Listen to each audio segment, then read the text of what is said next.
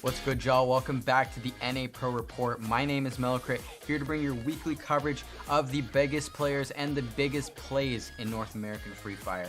We are quickly approaching the end of our Season 2 group stage, and with Week 3 already behind us, we will soon find out which teams will continue their tournament run in either the last chance qualifier or the finals, and which teams will unfortunately be eliminated. So without further ado, let's roll into week number 3. Definitely keeping things exciting on day 7. We had 6 different winners for the 6 games that were played on that day. 6 different teams claiming booyahs, and 3 of those teams actually picking up their first booyahs of the season. Those being Hags, SKB, and surprisingly R15. So that must have felt really great. Congrats to those teams. But it was still B-Side's day, managing another triple-digit day with 103 points. Day 8 was definitely a very different story, as Virus Gaming had a massive pop-off, winning 3 back-to-back games, 2 on Kalahari and 1 on Purgatory. And along the way, they also managed the single highest game day score of 116. 116, y'all. That is crazy impressive. Let's see how exactly they polished off these wins. The kills are going to connect. They're going to get away with it. They shot down a couple of the members and the entirety of Big Drift. Oh man, Virus, they just got to feast off of everything that was underneath them, and now they spotted out Poppy Camus. It's just going to be a matter of time before Camus goes down as well.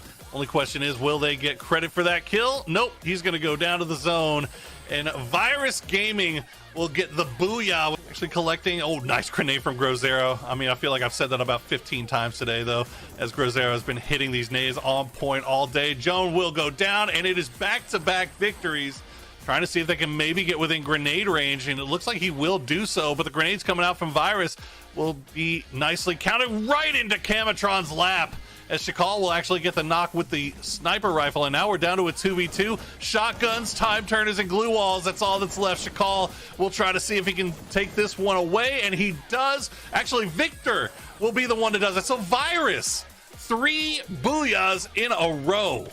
What a cleanup there from Virus Gaming.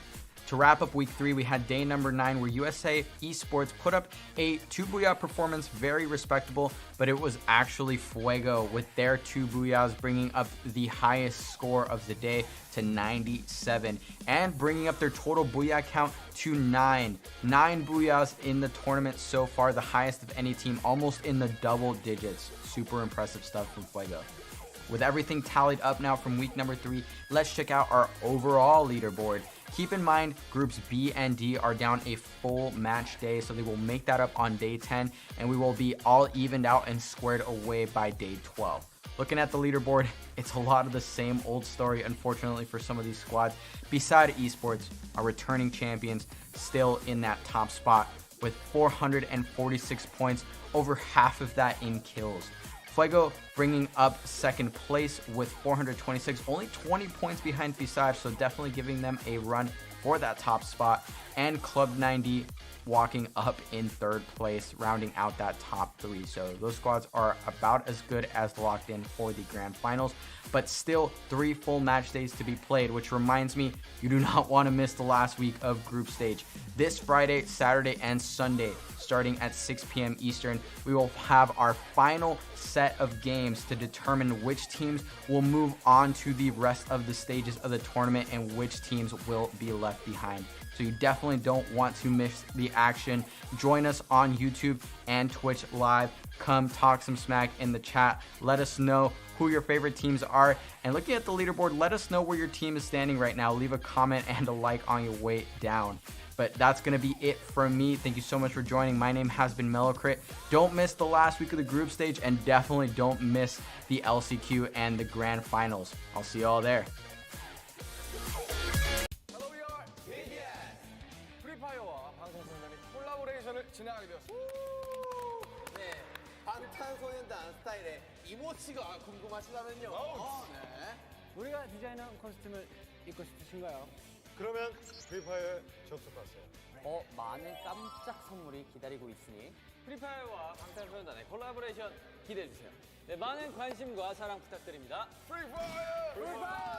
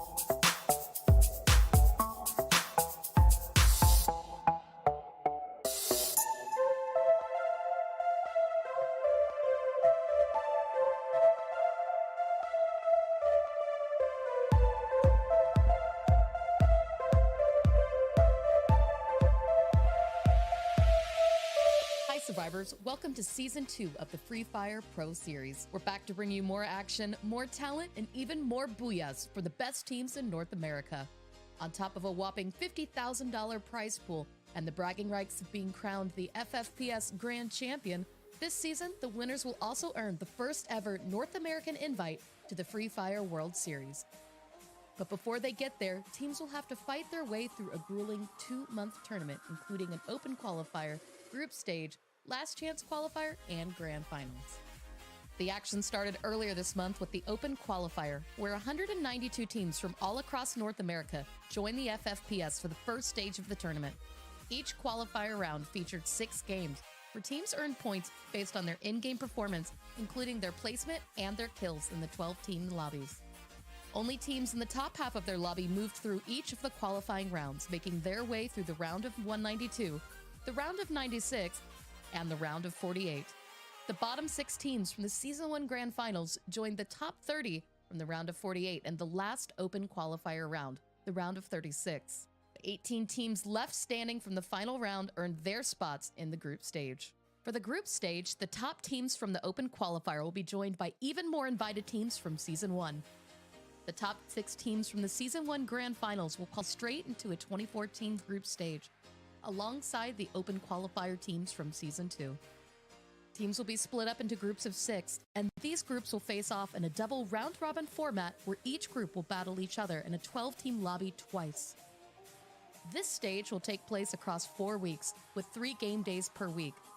In the end, the top 8 teams will punch their tickets straight to the finals. The 9th through 20th place teams will earn one last shot in the last chance qualifier, and the bottom 4 teams will be eliminated from the tournament.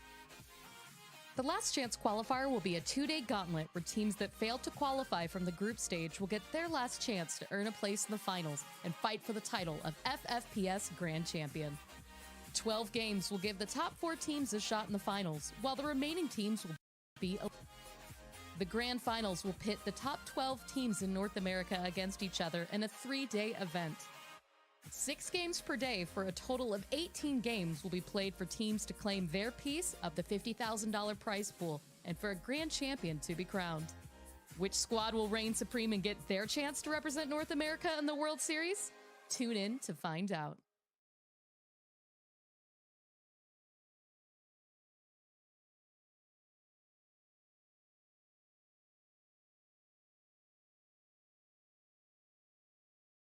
Hello everybody and welcome back to, well, we've reached the last 2 days of the group stage of the Free Fire Pro Series here. It's the last chance for our teams to get some points on the board, get themselves into their respective parts of the table. Obviously, we've got 3 parts of the table. One of them you really don't want to be in, but this is really going to be setting the tone for, well, tomorrow, which is just going to be our last 2 groups' chance of catching up to these teams. It's B and C today. And it's really, there's a lot of teams that really want to get past those boundaries, get into the top 8, get into get out of the top 4. But you know, before we get into these games today, let me just introduce us. I'm Twiggy, and I'm joined here today by Clover. How are you doing? I'm doing pretty well. I'm excited to be casting with you again today, and I'm also excited to be watching these groups. Yesterday was an amazing set of games between B and D, so we're getting to see B back on the stage one more time this weekend, and I mean, you talked about it. It's close. We're in a close drive, and that top 8's looking a little spicy right now. Yeah, there's a lot of teams on, especially, you know, especially in C, that are just sitting outside of that top 8, and a couple from B that are just sitting outside of, or just kind of on that border of that relegation zone, the elimination zone at the bottom there. But, you know, specifically wants to talk about DN Esports, who are only 9 points away from the top 8, from that buy into the grand finals here. But, like, you know, obviously, D is right above them, A is right above them. They still have a day to play. They need to make some headway on these teams to stop them from getting that provisional place turned into what could be, you know, a relegation down into that, you know, getting put into the LCQs, an awkward position to be. You really, really want to make that push right now. Get into the top 8, get that buy into the grand finals. You don't have to worry about anything for the next couple of weeks. Absolutely. And, you know, yesterday we saw a phenomenal showing between Atomic and Virus Gaming. Right now they're sitting in 3rd and 4th place, respectively, with 374 and 367 points. I expect another good day from them. But another a team that I have my eye on today is R15. They're down there in 10th place, 285. They missed a game last week, and yet still had a phenomenal day. So if they can show up like I saw them last week, I think there is a really big possibility for them to make that jump, maybe even to the top 6th or 7th place. But a thing obviously to keep in mind is the A is not playing today. Pisar sitting up there in that first place should be jumped by Fuego, but I expect at the end of this weekend that to kind of be one of those two teams, right? At this point, this lobby is theirs. But as you kind of talked about that top 8 cutoff, and then also the 20 cutoff, because 9th through 20th gets to go to the last chance qualifiers. So when we look on the right-hand side of the leaderboard, that's where my eyes kind of start to drift around. La ONU, Hags, they're in a really tough spot for potentially being kicked out of last chance qualifiers. I don't see a place where they can squeeze in the top 8 at this point, but for right now, they just need to fight to survive.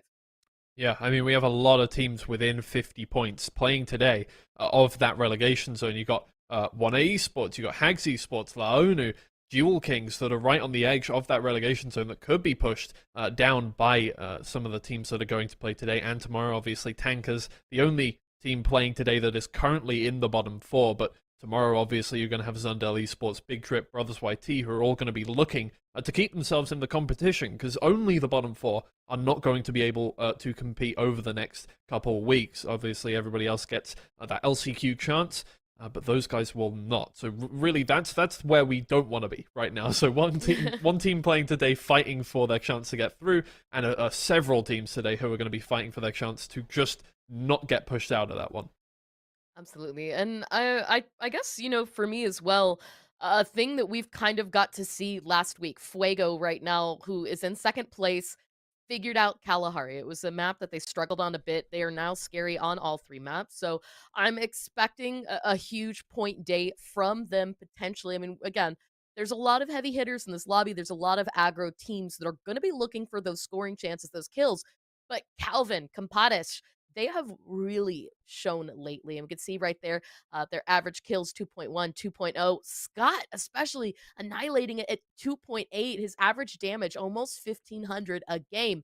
I mean, that's just absolutely insane when you compare us to some of the other teams in the lobby. And I think one of the reasons why Fuego could potentially be a big contender for a team that we might end up seeing going to the world stage. Because remember, this is the group stage. Group stage, we're going to go to the grand finals. Grand finals, not only do you have an amazing prize pool, but we're going to be sending one of those teams on to Singapore to represent the Americas here and the global stage. And so I'm just so excited to see, because it's been so close between so many of these teams. Yeah, I mean, coming 1st or 2nd today might not mean anything in the grand scheme of the scale of this tournament, but it's really going to set the tone for how you're going to go into that grand finals and what impression you're going to make on every other team pushing forward into that one. So, obviously, because that top spot in the grand finals, as you said, going to Sentosa, going to be competing on the world stage in the play-ins.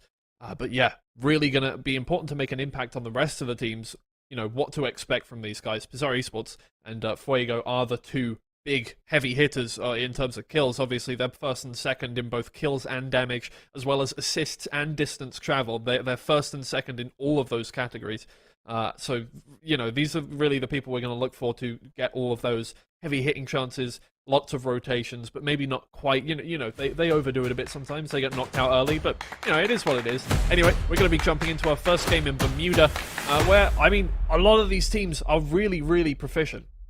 Absolutely, and especially so, we've started to see some wild Bermuda circles that have really thrown a couple of teams off kilter in terms of where they like to drop. We've got our edge teams, we've got our center teams, but we've also got our teams that like to drop for that high loot blue circle in the beginning of the game. So as we wait for see everybody jumping out of the plane, it's going to be where my eyes goes to see if we get a potential hot drop here. Some of these teams do like to get spicy in the early game.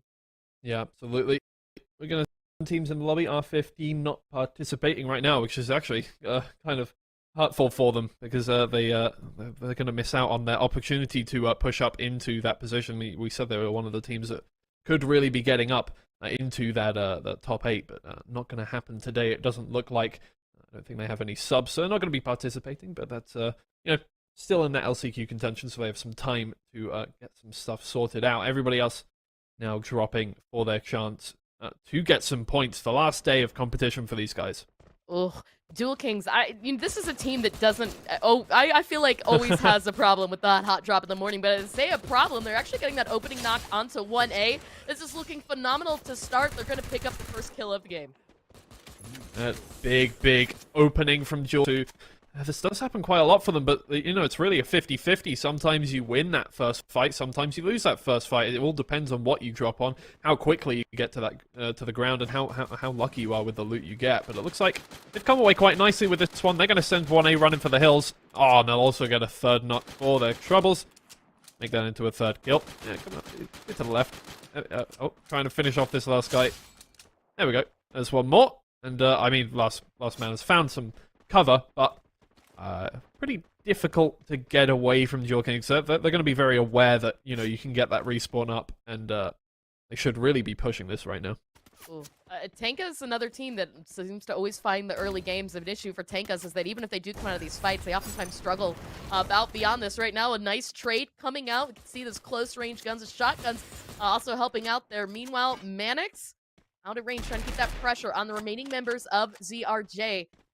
We see one kill is going to get picked up by Tankas. So, I mean, this dam was an absolute insane place to be held yesterday for some of the teams, and we're seeing a little bit of a fight for that position right now, but it looks like ZRJ is going to go ahead and allow TK to have this.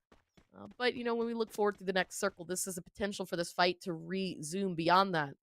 Yeah, Tankers, I think, displaying a bit of a second wind. Maybe, you know how they say you get superpowers when you, like, lift up a card to save your baby, that kind of thing. You know, they're in the bottom four. They need to get points today. It's happening. The adrenaline's kicked in. They've opened the game up quite nicely. Nobody finished. They've got themselves one kill on the board, and every point does count in that bottom four. There is a difference of 16 points within the bottom four. Really not much to make up. So, you know, every point they can get is going to give them that chance of making it forward. You know, you're regularly seeing about 20 points each day from these guys. So if they pick up 40, you know, all likelihood is that they do stay outside of that bottom four. So, really going to be important for them. So, good start. Going to need a few more kills than that, though. Absolutely. And you want to talk about kills. We had two teams yesterday that killed 95% of the lobby. One of them was the one that we saw there just a second ago, Atomic. My eyes are on them to see if we could see something a little bit similar. But the other team, the one that did most of the work, was Team 999. Now, a team that does need kills, as we talked about the top of the game, La ONU, right now in 18th place, just shy of that cutoff for the LCQ, versus Tankas, who isn't even in the top 20 yet. So both of these teams need to make sure that they focus, since it's their last day to play, on as many points as they can acquire, whether that is in placement, whether that's in a booyah, and obviously in terms of kills. Well, Tankers, they found themselves in an awkward position. Their kill has been rezzed, first off, and they've run into La ONU. Now, La ONU are, again, another team. They're not fighting to get into get out of the bottom four, but they're trying to protect their place outside of the bottom four now, and that's exactly what they're doing by taking out Tankers, is taking out some of their competition directly. This is massive for them if they do get these kills. They are several points away from being at that cutoff zone. Every kill's going to count. Getting rid of Tankers gets rid of one team that can displace you from that position. So, a lovely first engagement to take on them. And Tankers are going to be feeling the heat now. As, I think their day is their game is pretty much over. One player left standing there. Not quite their day, but oh no, here we go. Kelvin, he's rushing in. He will see up top. He will jump through the window. He will try and get some shots down. Not quite get the kill. There we go. Tankers eliminated first in this game. La ONU picking up 3 of those kills. There's another few teams to worry about. Absolutely. This position, too, when you can see in the minimap, 2 other teams still in this area. That's an opportunity for farming. And La ONU, I mean, when I look at this team, especially in the past, these are some high kill guys. Santi, Prince, these were names that were constantly in the top kill charts in Season 1 of the NA Pro Series. So I want to see a return to that aggression. I think that this lobby really kind of threw them off. Some roster changes, the way that things have been played. Maybe it just didn't quite gel in the beginning. And as we oftentimes do see with these group stage events, it takes a little bit too long for people to kind of figure out their style, and unfortunately, that can be punished. And talking about punished, Prince taken out. Navy starting to get involved now. You could call it third partying. I wouldn't say it's precisely third partying. They did wait quite a while for La ONU to back up. maybe give them the benefit of the doubt, you know, kind of let them regain some comfort. They're not, you know, the adrenaline's still not rushing through their veins after that fight. They're actually going to push straight through the zone. They're gonna try and guard Laonu out of this one. Push in, stop him from getting any rotations. They will just fly away now. Laonu going for a long rotation. That's going to send them all the way to, as you can see, the east side of the map, where they're going to have to walk down themselves once again. Navy just trying to cut one player off, stop them from getting all the way through, but across the map, oh, we see Virus Gaming starting to rack up the kills for today. Oh, no, not quite. But, I mean, just holding DN out of here. DN, again, this is one of these things. Virus Gaming trying to protect their position in that top 8 from DN, who is knocking on the door. Yeah, DN has really shown these moments where they can, especially here on Bermuda, find the scoring chances. They really like to use the crypt towers to their advantage. They had a really great crypt tower game previously this weekend. But as you say, I mean, we have so many teams right now that are fighting inside the zone, or outside the zone, I should really say, trying to chase down points before they even get back to the circle. We are going to have a hard shift centered up on Clock Tower, so plenty of opportunities for revives, for buybacks for some of those teams that have gotten down to just 1 or 2 players. But with Virus Gaming 2 kills in, just on the edge of zone, their next target really needs to be about centering themselves up for the late game. Yep. You can see they've given up on that aggressive push that they went for. I mean, Virus Gaming isn't one of the most aggressive teams, I would say. So I think really this last day of competition for them is pushing that out of them, is making them more aggressive, is you know, telling them to make some. It's the devil whispering in their ear, you know, telling them to make some decisions they wouldn't do otherwise. Or maybe the angel in their ear, you know.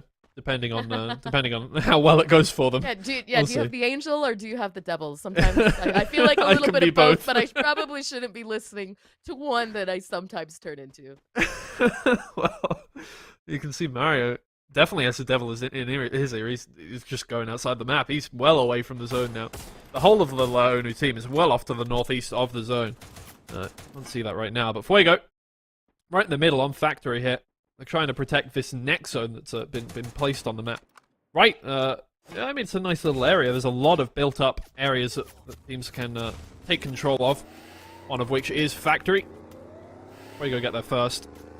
They're not one for early rotations, but this time I think the zone has just favored them every time. They've just been able to sit there, which is going to cut down on the amount of points they usually get. Obviously, they get a lot of their points by running around and just pushing out teams of position.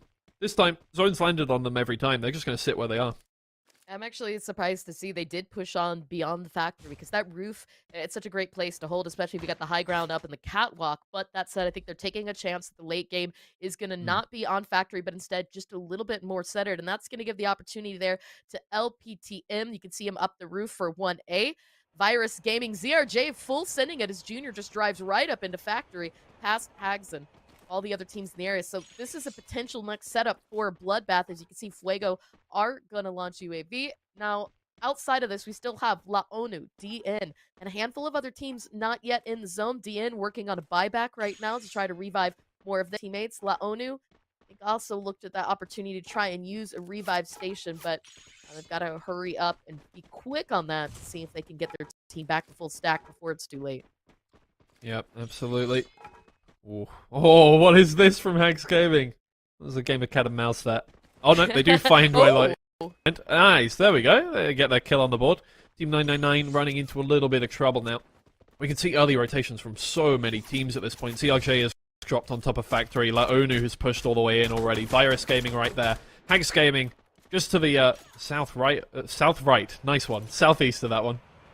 I really love that positioning that Victor had, too. He's just pre-firing on the edge, really set up at that perfect angle, so if anybody walked in, they would have been an instant headshot. You saw an enemy almost read the situation, backed off, but it's that kind of foresight that's really helpful, and one of the reasons why we see some of these teams come in with those high-scoring chances. But as La Fuego predicted, it did pull away from Factory, and so now you have all of these teams, Laonu, ZRJ, Virus Gaming, and more that have to come into Fuego's space, and there's just not a lot of room to do so. So ZRJ doing the smart thing here. They're trying to make sure they clear the backside before they move outside of this ditch, which is inside the circle. It's a good position to have for right now, but they need to be a little bit careful of all the teams around them. And As you see up there, Patojo, the last one to come in, Dian, stayed in the blue to get a full buyback on their squad. So they're back up to 4, but Patojo, a little bit of a scary situation. He's just trying to come back and land with the rest of his squad. Yeah, you can see those tracers just running past him from Laonu. See it lighting up that position. He was in a car for a while there. Probably not anymore. I feel like that car is no longer. But anyway, he's alive. No, he isn't. No. It just took a while to come up on the map there. He is dead. They killed him. So the rest of his team is going to have to do without Patojo there. Over towards Clock Tower. They've got a nice position, actually. And by themselves, it seems like. Meanwhile, Virus Gaming firing down on top of Hags, but Duel King's getting involved at the same time. Another team that needs a lot of points to make themselves safe. And, they're getting some dinks in there.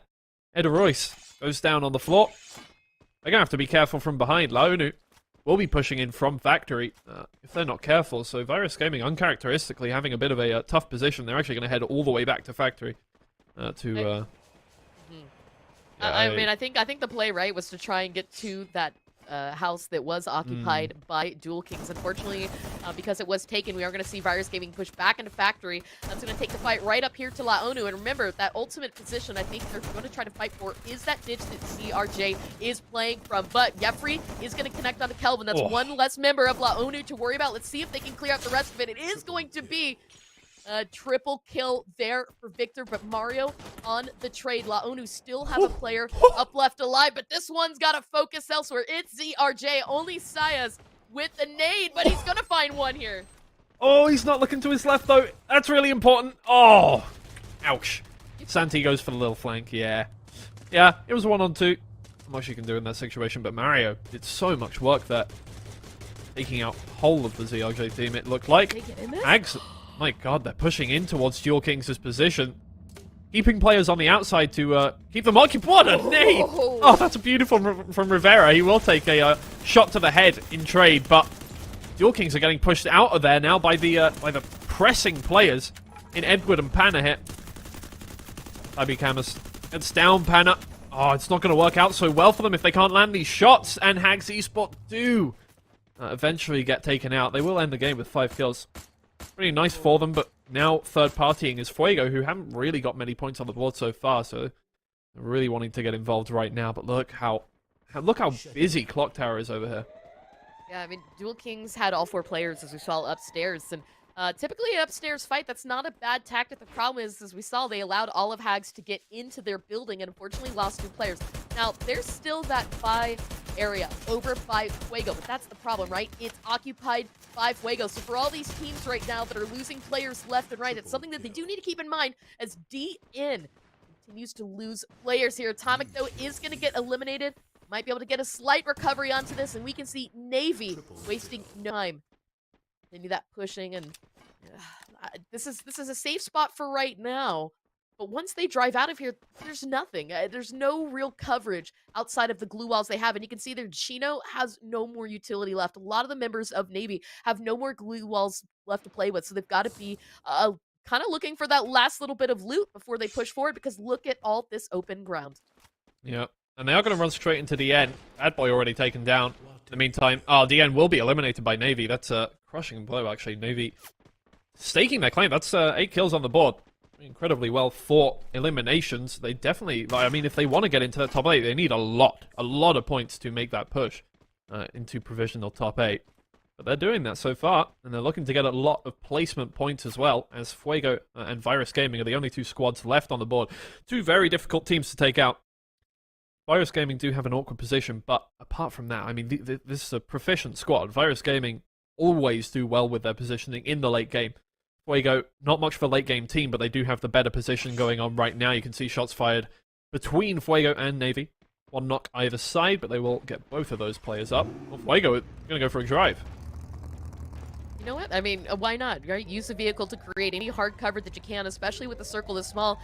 If anything, Navy have to be feeling good. We talked about the fact that they had very little utility. The circle hard shifting on their position is a big blessing in disguise. Fuego, who we've been talking up this whole game because they've had center circle, haven't had a lot of scoring opportunities. They've been sitting down in the low ground and have only had 2 kills to show for it. Meanwhile, Virus, a bit of the opposite. They are going to also use the vehicle, try to drive crash on the opposite side of Navy's position and just play this edge. But they've got to be careful. You can see that vehicle already on fire. Quick turn of breather to try to give them that opportunity to heal back up.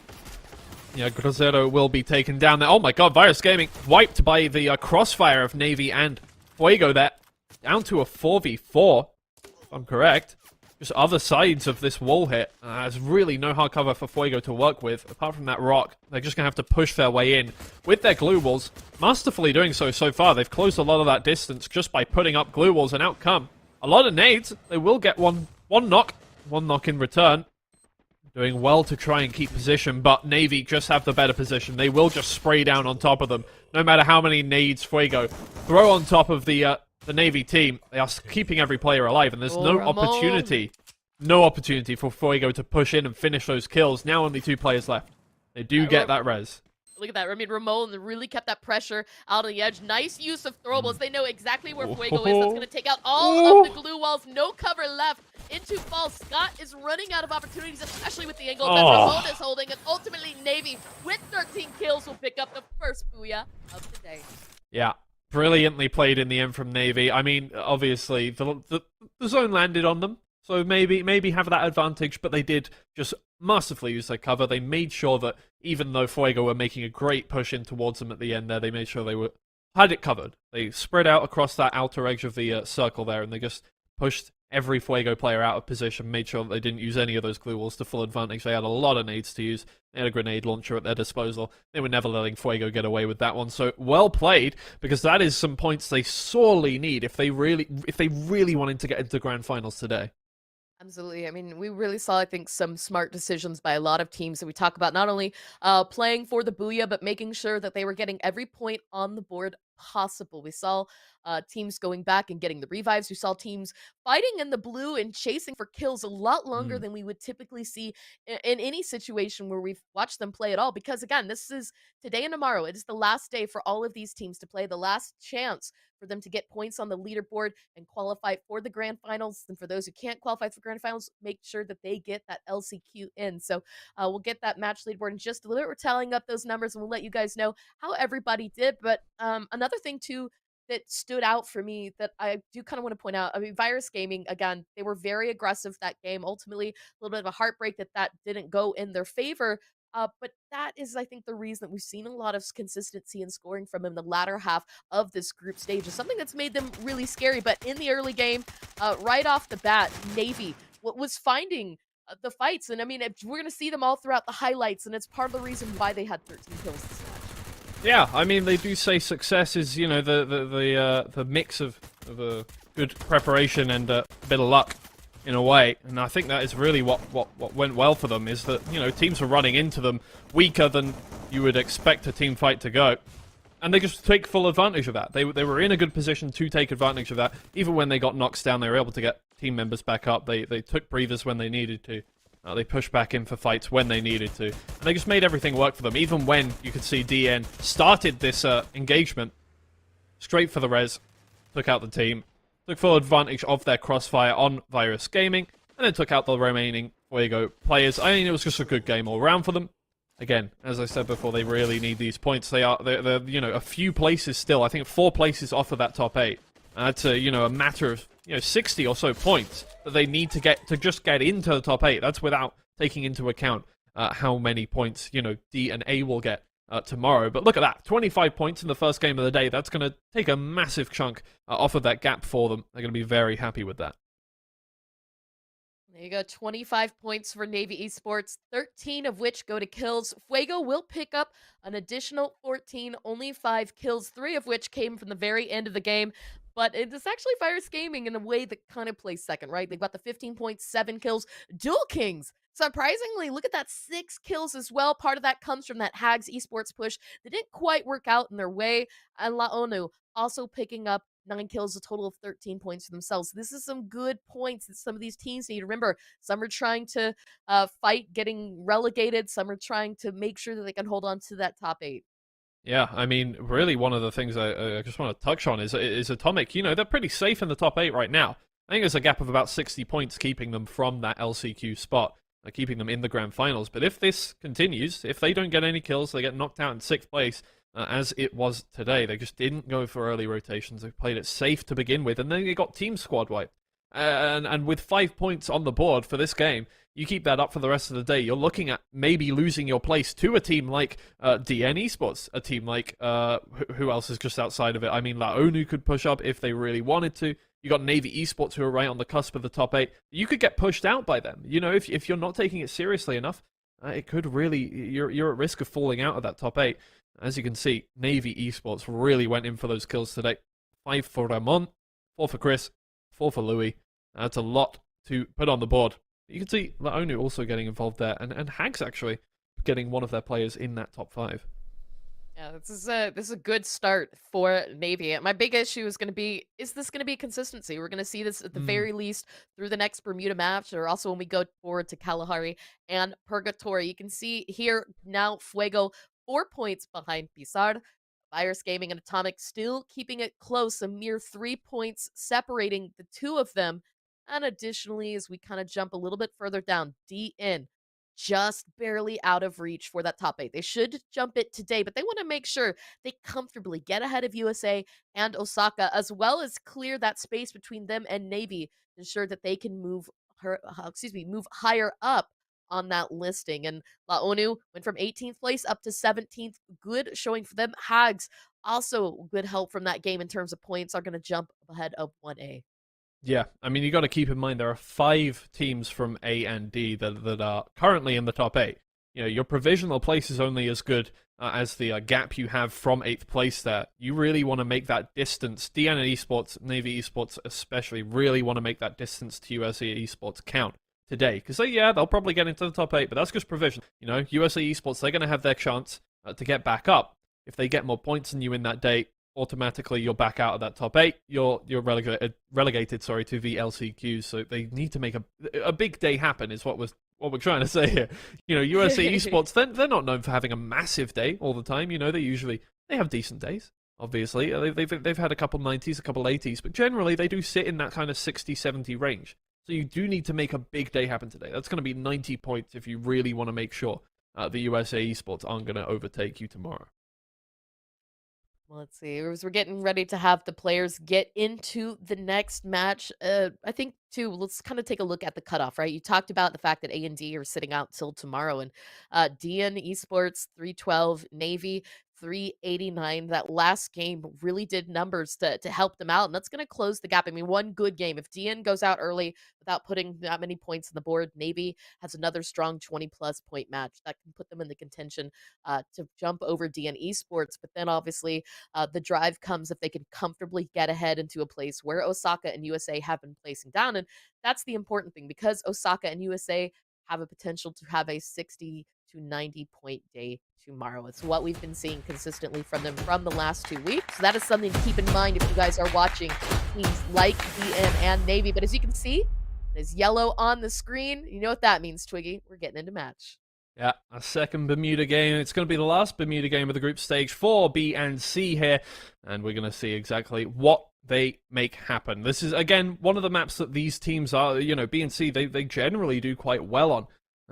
As opposed to Kalahari and Purgatory, obviously.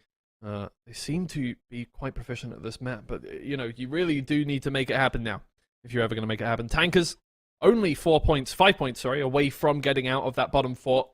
They do need to make that happen right now.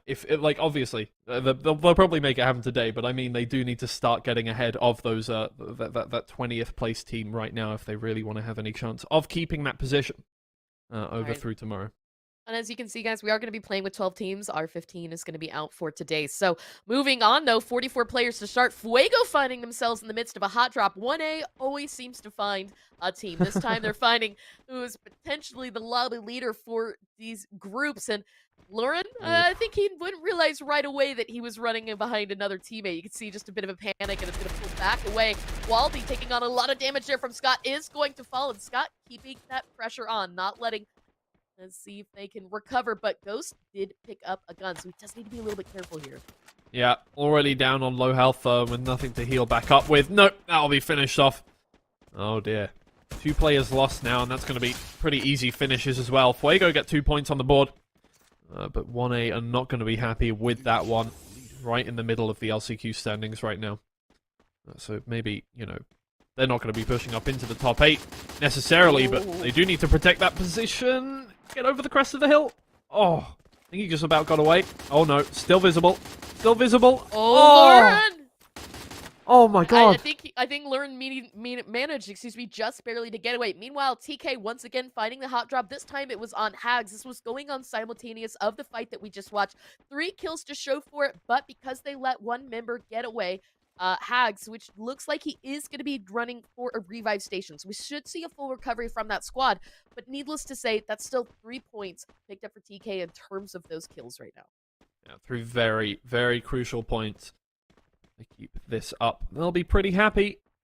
Well, they'll be pretty happy for today. They probably won't be happy watching the games tomorrow, knowing that their place could be completely put back into the bottom 4 by all of the other teams that are going to be playing. But it should be nice today. Well, it's calmed down a lot from last game, I feel like. It was very, very... You know, you say that, but we could still potentially see what's going to happen, right? As the circle closes, who's still going to be fighting outside of the circle? A handful of teams not yet in there. La ONU, as we see, is going to be repositioning, backfilling the position that ZRJ just had. Could be spacing that one out, as we can see there in the picture-in-picture. The revive starting to come out into play there for Hags. They're waiting for that timer to close out. I'm feeling fairly confident that they're getting it at this point. Chino, additionally, see following suit with the rest of Navy, placing themselves just outside of a crypt. But guess what, baby? This crypt is already occupied by no other than DN. Oh! that'll keep him away from it, I feel like. I'll be able to get behind that shipping container, make sure... Oh no, but DN is well spread out.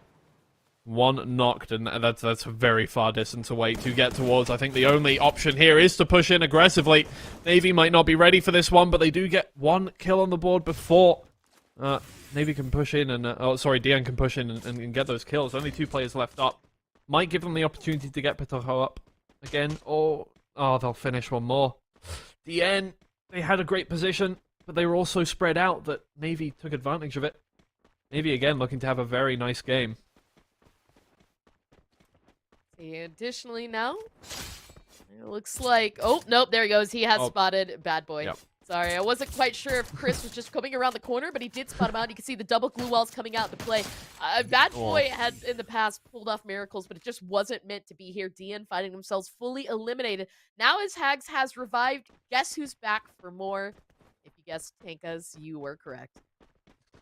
Here again. Right on the edge of the zone now. And I mean, just following up Hags here. It's like they've been the, breadcrumb trail following them now. I mean, obviously, they'll see that revive station has been used, and they're actually seeing them now run up the side of the hill here, and 1 player is well separated from the rest of the team. A glue wall to keep himself from dying, but it's not enough. Rivera will be taken down. Now they're hunting for the rest of the Hags team, who freshly revived. They're not going to have a lot to work with. And you can see as well. Oh man. No, they actually did manage to keep that 1 up. So, I mean, okay. Here's the thing, right?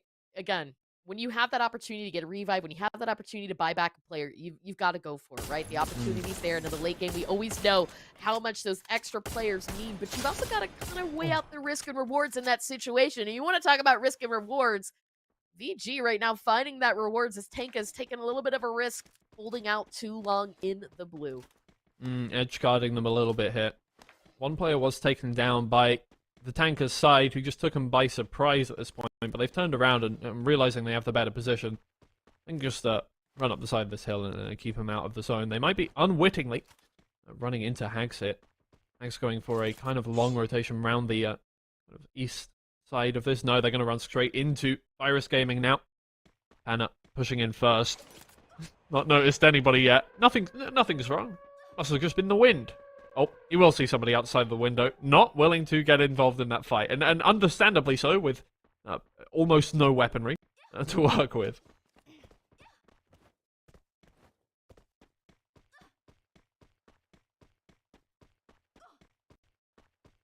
Going long outside the crypt hit.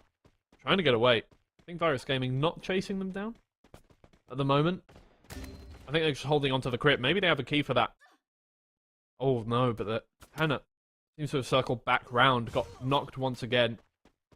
Now Virus Gaming, they have an awkward position, but they're doing well to hold it down.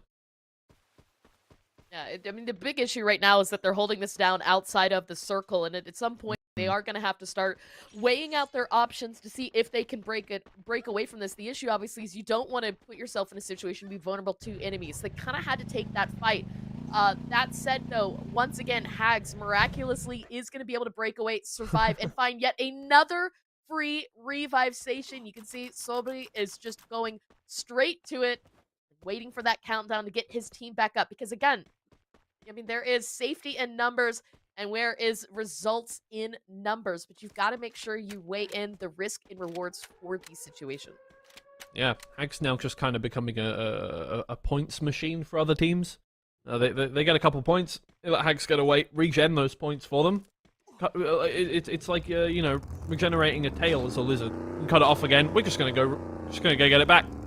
Cut it off again. No, all good. We'll just go to another revive station. That's fine. You can take the points. We'll take the players. We'll get to the end of the game. All good. They survive. They survive. I mean, that is the thing, right? What good is going for the revives if you take so long outside of the zone that you can't get back in the zone? But you know what? They're taking that chance. They're going for it. We'll see if it pays off in the end. Yeah, I think they do manage to. Absolutely. They're going to need to keep running all the way to Clock Tower to stay within that. Luckily, there's a revive station right in Clock Tower. So if they do lose some more players to Fuego, who they've nicely surrounded right now. I'm not sure they're aware of the positioning, though. They will be able to press their players back up. But there is also Laonu. Oh, fights will go around all the way around, and it is Fuego who find out the Hags players first, and Hags don't seem to be able to catch a break whatsoever. It seems like they've spent most of this game with 3 players or less on their squad. Now they're also spread out, looking for loot after being freshly revived. That Laonu and Fuego are both just getting free picks. I mean, this is a good position for both of these teams, too, because being along the edge, having a bit of not only that high ground position, but that opportunity to maybe scout on some teams like Hags, it's going to allot them some scoring chances, some killing chances. It's something that Fuego missed out on last game by sitting in the center. Calvin, though, not missing out on these kills first. Laonu, 2 members taken down. Prince could potentially be a third here if he can't get himself back up to safety. He's still got 3 glue walls, though. I think there's a chance here, but you can see on the minimap he's being chased right now by Fuego. There he is, Scott, just barely breaching up the hill. Brilliant from Fuego. Ramped up the fight to another level, and they will get up to 6 kills. New kill leader for the game. Z into 3 kills for himself. Very nice amount here. Taking the crown from Scott a little bit, who was our previous kill leader for today. Oh, well, was a previous kill leader for Fuego today. Not quite for the whole day. Doing quite well for themselves now. They've carved out so much space in the map that they're kind of alone here. Apart from just the lone Hags player coming around behind, who once again have gone for some more revives. Who would have guessed it? I mean, if there was no, an they're award getting for picked revives, off. I think it goes to Hags at this point, right? You know, you may not be full winners in our hearts when it comes to the leaderboard, but you're the winners in other ways. You're the winners in teamwork, and that's a reward in it itself. Teamwork is the dream work. Yeah, until it's just 3 players stacked inside a sniper's nest with pistols. That's gonna... I'm not sure teamwork will do anything for them. You know? Expect the unexpected. There you go. Yeah, the lesson of the day changed very quickly there. Fuego are taking control of this game. They're taking out Virus Gaming 1 by 1. Trying to hide behind the trees. There's only 1 player left. And Laonu and Tankers, they don't want to get inside the zone at the moment because they can see Fuego just systematically getting rid of every player that goes in their sight line. Only 1 player. No, not even going to take some damage. Into will be taken out by the Laonu player who, looking to third party this one, has pushed in towards the zone, but they're finished off once again. Fuego on 12 kills, showing no signs of stopping. Whew. Yeah, you know, you got to do what you got to do, and you want to talk about some other awkward issues. Once again, DK stacked inside a 2-story house on the edge zone, and guess who's on the outside of it? It's 1A. We might see a potential repeat of a last game's fight with DK. 1A taking that opportunity is just going to push that house. They don't need the buyout, and you see Ghost is already taking the damage. They're not losing out from that mistake last time. They're going to send a a couple of people outside on ground level. Look at these nades. Oh, Ooh. Ghost is actually gonna get Yeah. one. So congrats to him on that. Cooked that one. Look, right at the correct moment. There was a time turner right there that it could have just gone through either side of. Nope. Perfectly placed within it. They're actually going to be able to make themselves a lot of space and get in on the ground floor of this house. DK just sweating up there. Nowhere they can go, particularly. But also, they've got a pretty strong position. Do they want to go anywhere? Just hold that staircase down. Oh, well, they might have to soon because you've got a Oh, couple yeah. of people. Well, I was about to say, you've got Tankus nearby, but Chino actually spotted him out. So they got a little help from Navy before this fight potentially was third party. But, you know, that's also an issue because Navy has their eyes on this compound. So regardless of which team comes out victorious, they're going to have to deal with everybody waiting for them outside. Yeah, it'll be a frying pan of fire kind of moment, I feel like, once this fight's over. But right now, I feel like their minds are solely focused on this one staircase in this one house in this one corner of the map. It's a hyperfixation of theirs at the moment. God, I love those stairs. You know, they're going to have to unlove those stairs soon because it's no longer in the zone. Yeah, absolutely. No, I don't think they love the stairs more than they love their life. Probably not. You never know. You never know. They might go down with their ship, figuratively. We know he's not going down with the ship right now. Fuego, 12 kills right now, keeping that pressure on ZRJ. This is what happens when Fuego can play along the edge, chase out teams, go for those kills. Calvin taking out Hags, and now can turn her attention with the rest of the squad back to the fight up to the north. ZRJ, if they can win this, they can play that final compound that's just barely in the zone. You can see it on the mini-map there in Catalista. And if they win it, that's a good spot to play from. They just need to be careful of everybody else that's a little bit close by, because even ZRJ, if that threat can be cared for, you still also got to be mindful of Tommy. But this fight, still in the house, still going on. Those stairs. I mean, you talked about it. Beautiful stairs. Yeah. The stairs will not be the problem, I feel like. Navy is going to be the problem. Everybody's jumping out the window trying to get away from the zone, but Navy is just firing shots at them one by one. And they might become the kill leaders very soon by just firing down on two squads that are panicking, trying to get away from their certain death areas, all knocked down by the zone, and Navy are just guarding this one. Pew! Pew! Dead. Nope. That's another 11 kills. They've eliminated two squads. I mean, you know, that could have been 15 if it wasn't for the zone closing in. We're so late in the game now, and we knew that house was going to be the detriment of those two teams. But another team that's still on the cusp right now is Fuego. 13 kills for them. The fight is brought up into throwable range now with ZRJ, as both teams have managed to just barely find safety in the zone. Not finding safety from each other just yet, as you can see the glue wall starting to come out, the pressure. Here comes more nades, but Calvin just overthrowing that, or I say that Sayas gets picked up off one. They're all in one place now after going for that res, which could spell disaster for them. Oh no, Compadres goes in to try and just do some damage after that knock, but that's not going to go well for them. They're getting taken out one by one. ZRJ doing incredibly well, and Atomic getting involved in the fight as well. Calvin will be taken down by Colado. Oh no. Things have not gone as well for Fuego as they would have hoped it. They're choking right at the end. I mean, they've already done well enough for themselves that they probably don't really need to worry about this. But they definitely don't want to lose more points to Navy here, who are definitely playing for the zone point. And just coming in from the side, they will take out one on ZRJ. They'll push in a little further, try and just stay away from that. But ZRJ are staying well alive here, and they've actually staved off the attack from Fuego incredibly well. And now an issue, obviously, was Atomic. Atomic starting to send two inside the zone to try and play that safety angle, because as this fight closes out with ZRJ, both teams are going to have to focus on getting in. Fuego eliminated. Junior finding up that last kill, but now the last three members still have to deal with Fuego. Navy also closing in from the south. They've got the zone. ZRJ nowhere left to go. Took that fight just a little too long. Navy getting involved at just the right time. Another grenade launcher kill for them. Atomic really haven't got any kills this game either.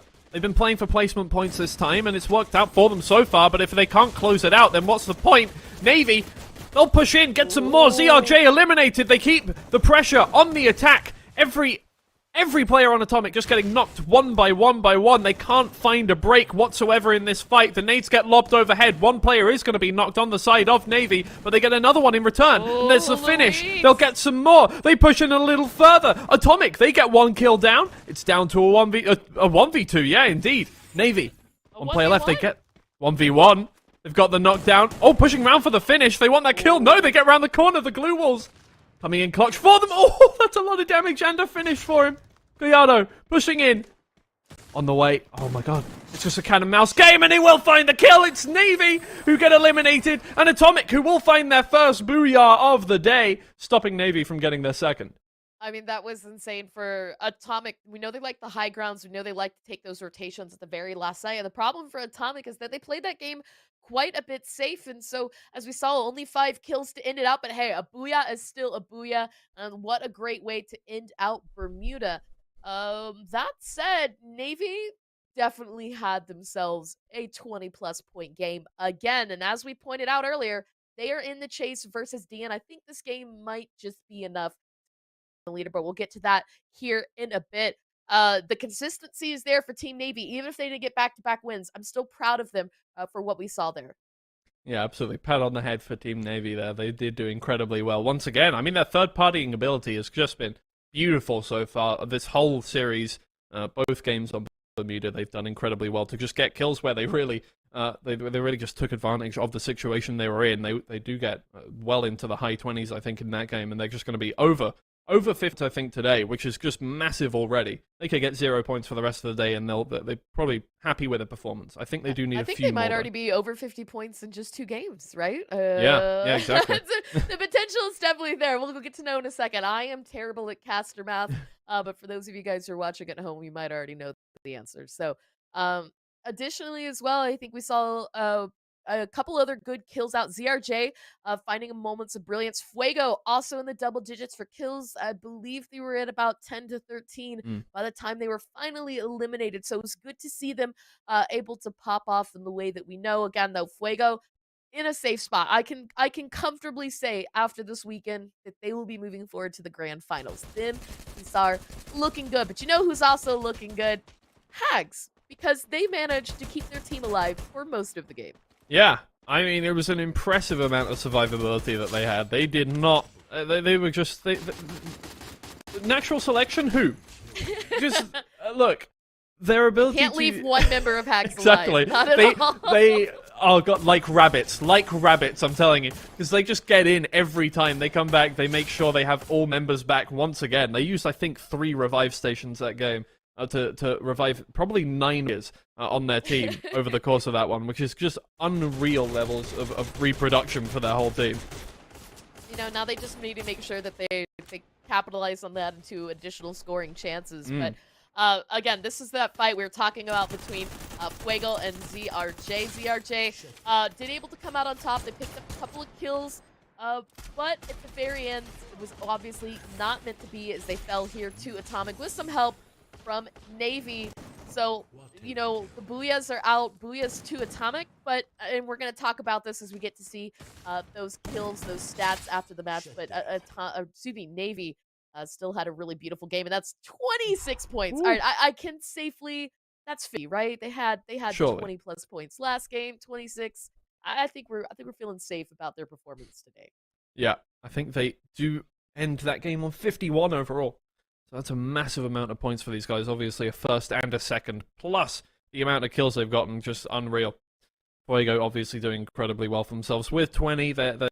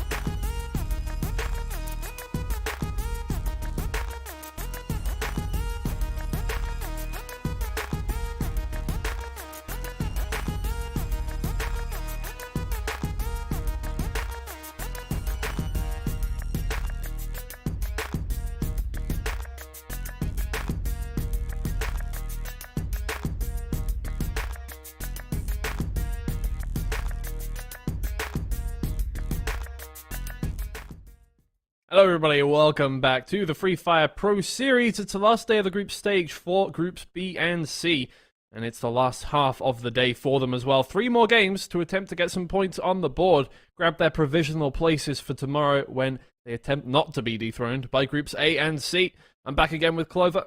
What do we got coming up? We've got 1 more Kalahari and 2 Purgatory games still to go. So far, back-to-back wins by Atomic. Navy had a first win of the day, and they've made it close a few more times since then. Fuego also putting down big points today, and we can see they're in first place, finally ahead of Pisar. But Pisar will return tomorrow, so Fuego want to make sure that they finish out today absolutely strong. DN finally managing to get themselves up into the top 8, but it is a close race between them and Navy Esports, so gotta make sure that they bring the heat as we move forward with their next 3 matches. Yeah, it's the scramble to get into these little positions. Obviously, LCQs. You got two lines you need to cross. The LCQ line from the elimination, the 4 eliminated teams, and that LCQ to the grand finals. Getting that bye is such an important thing. There aren't as many spots available for you from the LCQs. Only 4 spots will get through from those teams in the LCQs. So it's really important to get that spot right now, get that bye, and then you don't have to worry about it for the next week whatsoever. But we will be heading into our second game of Kalahari, as indicated by the yellow screen. So we'll see exactly how many points these guys can get. And, you know, we've had some big scoring games. In fact, one of the big scoring games yesterday was from Atomic, so I'm curious to see if they can bring that heat, find the 3-peat, and pull off the hat trick today. The high loot zone is going to be on Foundation for this flight path, and, you know, we've seen quite a few hot drops from teams today, so I'm going to be keeping an eye on that to see if we've got more to come. It seems to be that 1A has actually been the one that's kind of been instigating quite a few of those.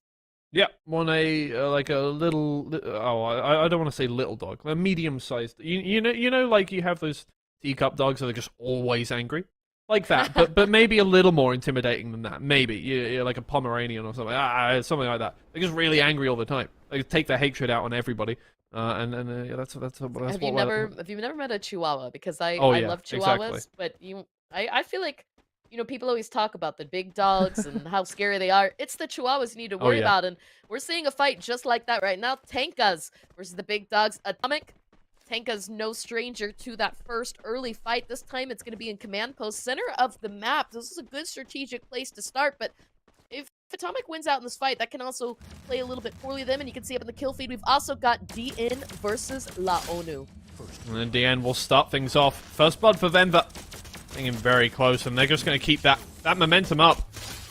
That's massive. La ONU already eliminated. Didn't take any time whatsoever. 1 minute 25 on the board, a minute of which was spent dropping. Beautiful from them. That's 3 kills on the board immediately. Very, very good start for them. They really need these points once again.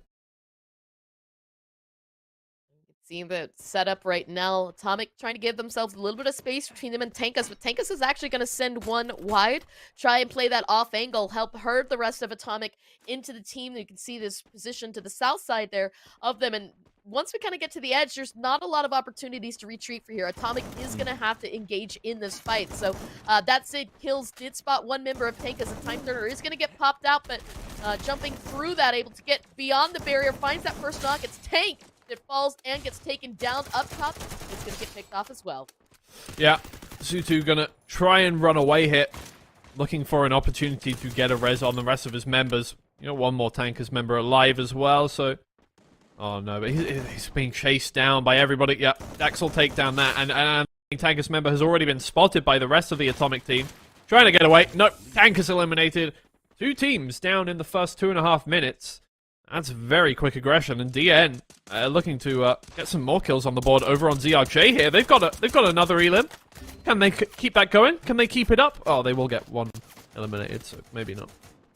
I mean, DN is in that chase versus Navy right now to try and stay in the top 8, move forward to the grand finals. So they really need to find kills here versus ZRJ. And you can see Bad Boy really trying to see what kind of magic he can work. But Viz is continuing to pick off members of DN left and right. This time, Toho is going to go down, and we're not quite in a safe spot to get picked up. But Sayas doesn't matter. He's just going to send it. But unfortunately for him, will get found by Bad Boy. So 2 up still for DN. ZRJ eliminated. No chance for revival here, but we do know something about DM. They will work on the revivals in a perfect buy station here so they don't have to go too far. Yeah. I mean, DN are going to be very happy with that one. Once again, they need to extend that lead from 8th place to try and just get themselves some points in the bank, get themselves a cushion so that the A and D squads can't catch up to them. But in the meantime, ZRJ, that's really going to be tough. They needed a lot of points to get into the top 8. They're going to probably have to settle for that LCQ spot after this map. Unfortunately, with a very small amount of points coming into the bank for that game. But that is how it is. So, unfortunate for them. But you never know. They could pull a miracle out the bag in the last 2 maps. Get themselves back up in there. Unlikely looking like. You can see there as well. Center just about kind of in between where we saw command post there with Atomic, but also team that's been a little bit quiet right now, Refinery. Virus Gaming doesn't have to share the space just yet, but you can see it's going to be Fuego that's pushing into this position. Yeah. Everybody's closing in on it a little bit. Once again, people going for the early rotations, as opposed to sitting around the edges, staying late for that one. Apart from Hags, who are overall confinement. Sorry, over that.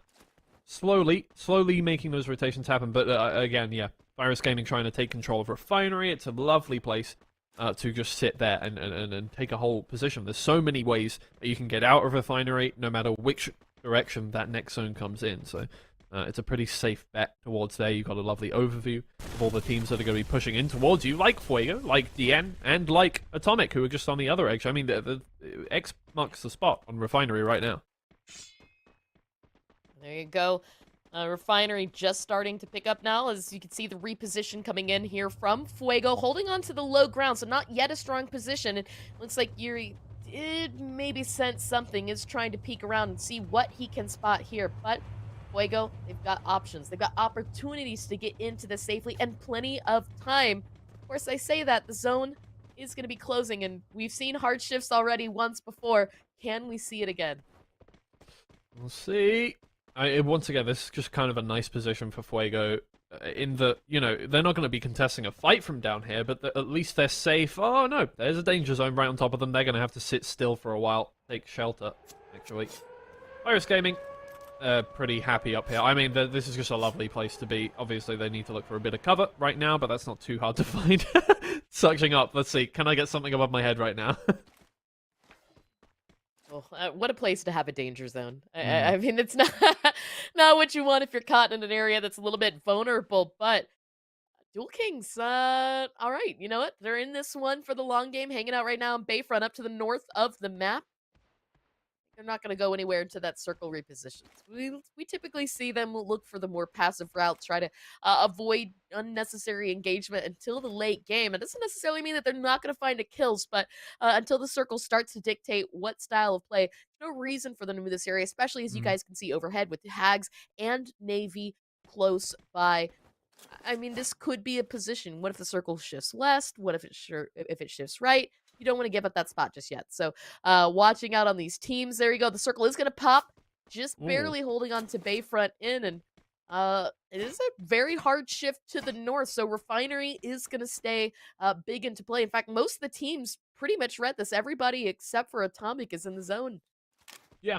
I mean, once again, this is that kind of map where you do have one big centralized kind of area that you're going to hedge your bets on 50% of the time. The zone is going to land on that, or at least have the central area within that next zone. So as we move forward, it's looking pretty likely that there's going to be at least some of Refinery in the next zone as well.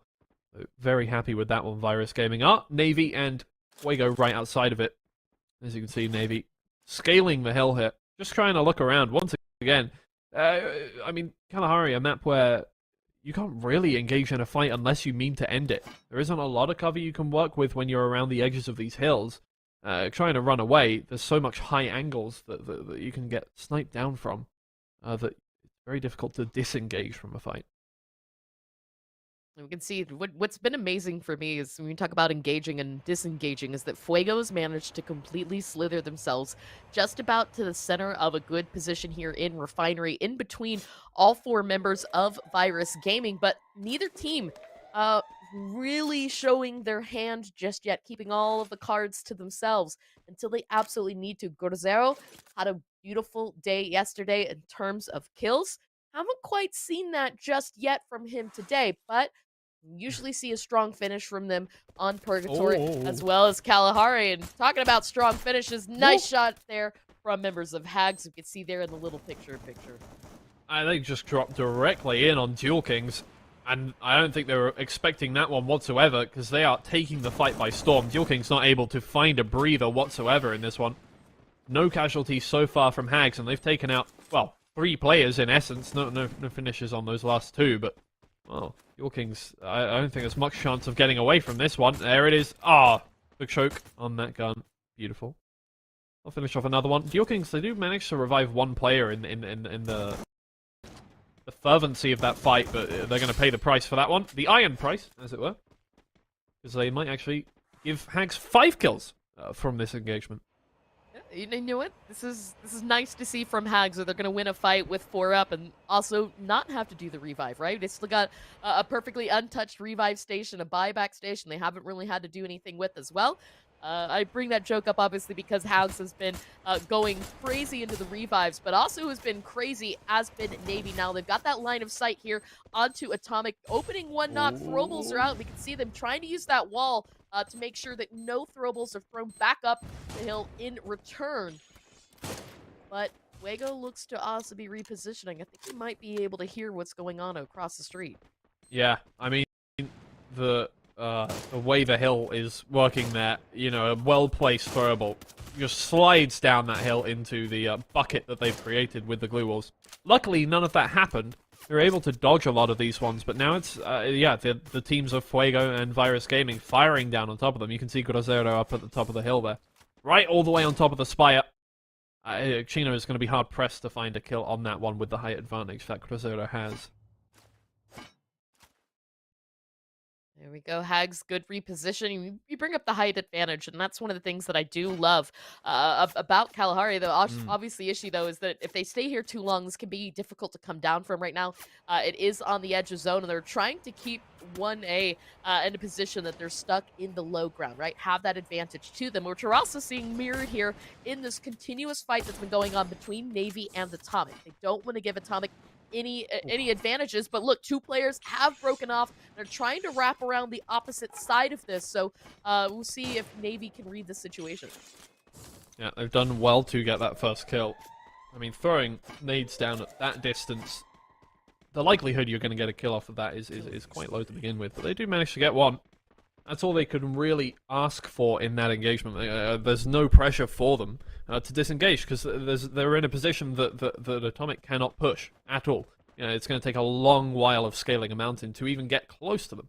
So they're quite far. So getting a kill is incredibly good for them. Hags, once again, just playing the height advantage, making sure that they have this area of the zone down on top of them. Duel Kings finally eliminated by Fuego.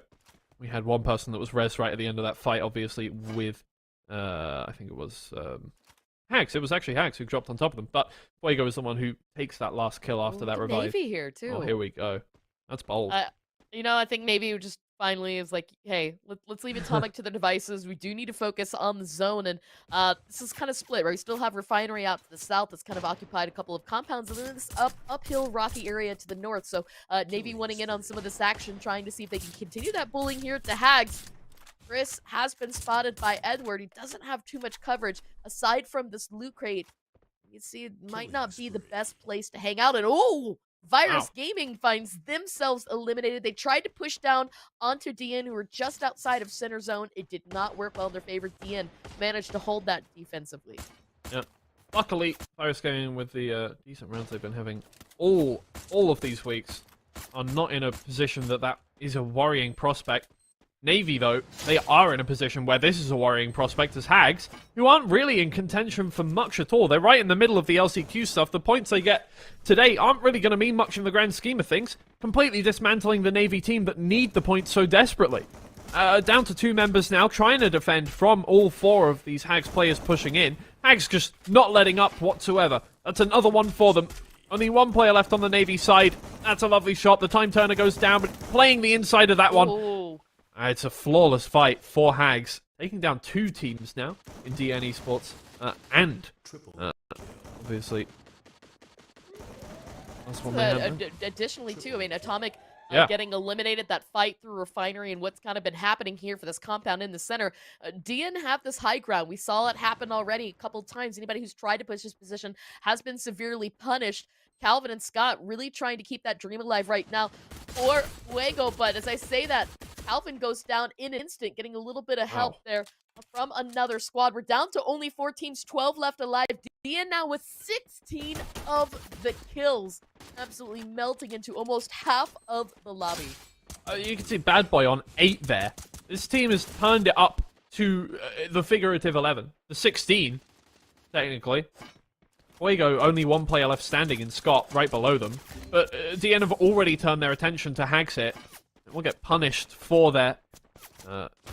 well, I mean, the size of... Oh my, what a shot from Patojo. Beautiful from there. It's going to be res, but it doesn't matter. You're establishing dominance at this point.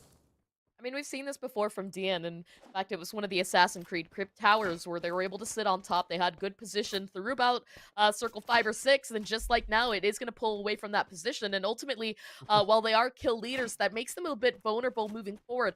The thing that hurt them in the last time is they started to run out of resources and utility. This time, we can look at all of the players. That's not the case. All of these teams that jumped on top of them onto this platform brought with them plenty of loot. So plenty of blue walls, plenty of meds, and that's going to help them as they continue to push forward from the zone. But you can see the big issue now is Hags, but Hags does not have the circle. They're going to have to come out from that compound, from the high ground, and that's going to make them potentially very vulnerable, not only to members of DN, but to Fuego. And if you look down to the left, there are 2 members still alive of 1A. We saw that DN did have eyes on them. Oh, they've got annoyed with the thorn in their side here in Scott, right below them, knowing that he has a position that could potentially compromise them later on in the game. He will manage with the auto shotgun to take down Elian. How long will that last for, though? Scott eliminated. DN keeping all members alive. And now the fight has turned. Hags just trying to kills, but it's 1A with the grenade launcher. That will actually grab themselves 2 points. You can't discount the people that have been left behind, the snakes in the grass. In this game, maybe the snakes in the desert here as Ghost. Popping another time turn to keep that shield up alive, keep himself up and healthy as well. 8 kills for Hags. Edward and Solberty now have to do it on their own. Barely finding the edge of zone. The play might be those crates. We continue to see Solberty look at those as he pops glue walls. He still has 8 left to go. That is plenty of glue wells to get forward to that position. But once he gets there, there's not a lot of opportunities beyond that. So it's going to be very imperative to see how the rest of the teams that are continuing holding the edge do, because now everybody has nowhere to go but to the center of the circle. And look at that dirt road. It is wide and open. Yeah, Hags with 2 players left standing. DN, who are just adding on to their kills moment by moment. 20 kills! Looking to make it 22. Unbelievable already. They're looking at they're just running in. They're just running in. They don't care whatsoever. That's 1 knock. They're going in for Edward. He just has no position to defend whatsoever against 4 people. They'll take 22 kills and the booyah.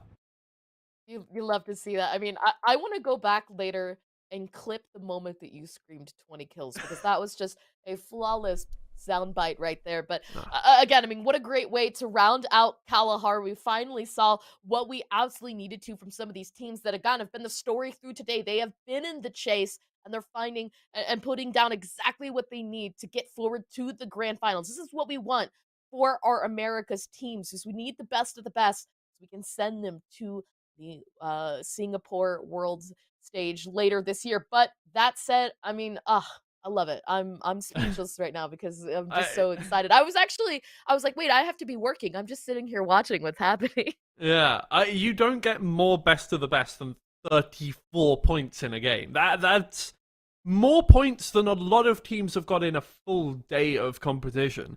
DN Esports have just they've got a taste of the top 8, and they're like, nobody else is getting up here.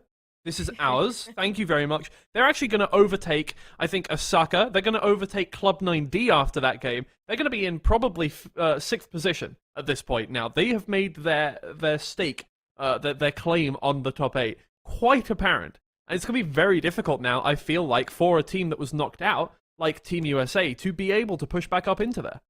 Absolutely. And I mean, again, too, the thing to keep in mind is that as we move forward to Purgatory, it's the last 2 matches for groups B and C to play. Tomorrow, our last day of group stage, A and D return, and many of those A and D teams are very close on the leaderboard to where we're currently seeing these teams play. So that's why we get really excited when we see Team Navy, when we see DN have this performance, but they need to make sure they give themselves plenty of buffer room so that they don't get taken back over again by the teams that are returning tomorrow. So, well played there by DN. Yeah, I mean, speaking of buffer room, they've made themselves, I think, about depending on how well Navy did in that game, I think they made themselves a good 40 points of buffer room from 9th place. So already they have extenuated that position just about as far as you can get in one game. That is crazy. I don't think I have seen a game that dominant. And in such a short amount of time, because they didn't really... and with the booyah, right? Because we've seen teams that they found those scoring, but ultimately wasted too many resources, and when it came to the end, that booyah was picked up by somebody else. In fact, that was something that happened to DN already, not only this weekend, last weekend as well. They really missed out on some opportunities to get the booyah because they were so busy chasing the kills, so it's nice to see the reward go both ways for them this time. And as we've seen through the highlights, they have found fight after fight. At this point, only 3 kills on the board. Obviously, that continues to change. And Hags, I've got to give credit for them, too, because we've really been commenting on their proactivity today. I think it's a shame to see that they're really coming together so late in the group stage tournament, because if they had played like this from the very beginning, we would be singing an absolutely different song to them through this event. Yeah, exactly. It is so sad that they're 100 points off the top 8 at this point. They're not really in much of a position to be worried about being eliminated. It's just that they're really not anywhere near getting up to that top point either. So they really have nothing to play for at this point, which is why it's so impressive that they're bringing together such a... maybe it's just the pressure. Maybe as soon as the pressure's gone, you know, we're not getting knocked out, we're not going up. There's no pressure whatsoever to perform here. They're just absolutely playing out their minds. They've been performing so consistently well over the past few games that it's lovely to see, but it's also quite bittersweet. Absolutely. And, you know, thing to keep in mind as well, right? If you know that you're already going to the last chance qualifier, you know, use today as a last chance practice, right? You don't always get to have that opportunity to scrims, work on some things that you feel you need some, you know, improvement, and make sure that you are going to come out. Because, again, only 4 teams from the last chance qualifiers are going to get to go to the grand finals. So that's a good strategy to have. But, you know, you brought it up, 22 kills, 34 points for DN. That's going to look absolutely amazing on the overall leaderboard. Yeah, I mean, when that screen came up after the highlight, I was just watching the highlights. I was like, wow, this team is so good. As soon as that came up, I saw the 34. I was like, oh, it threw up a little bit in my mouth. That is a lot of points. That's capitalism right there. That is a capitalism of points. They have a monopoly on game 4 here. Double the points of Hags. This is surely against the rules of fair competition.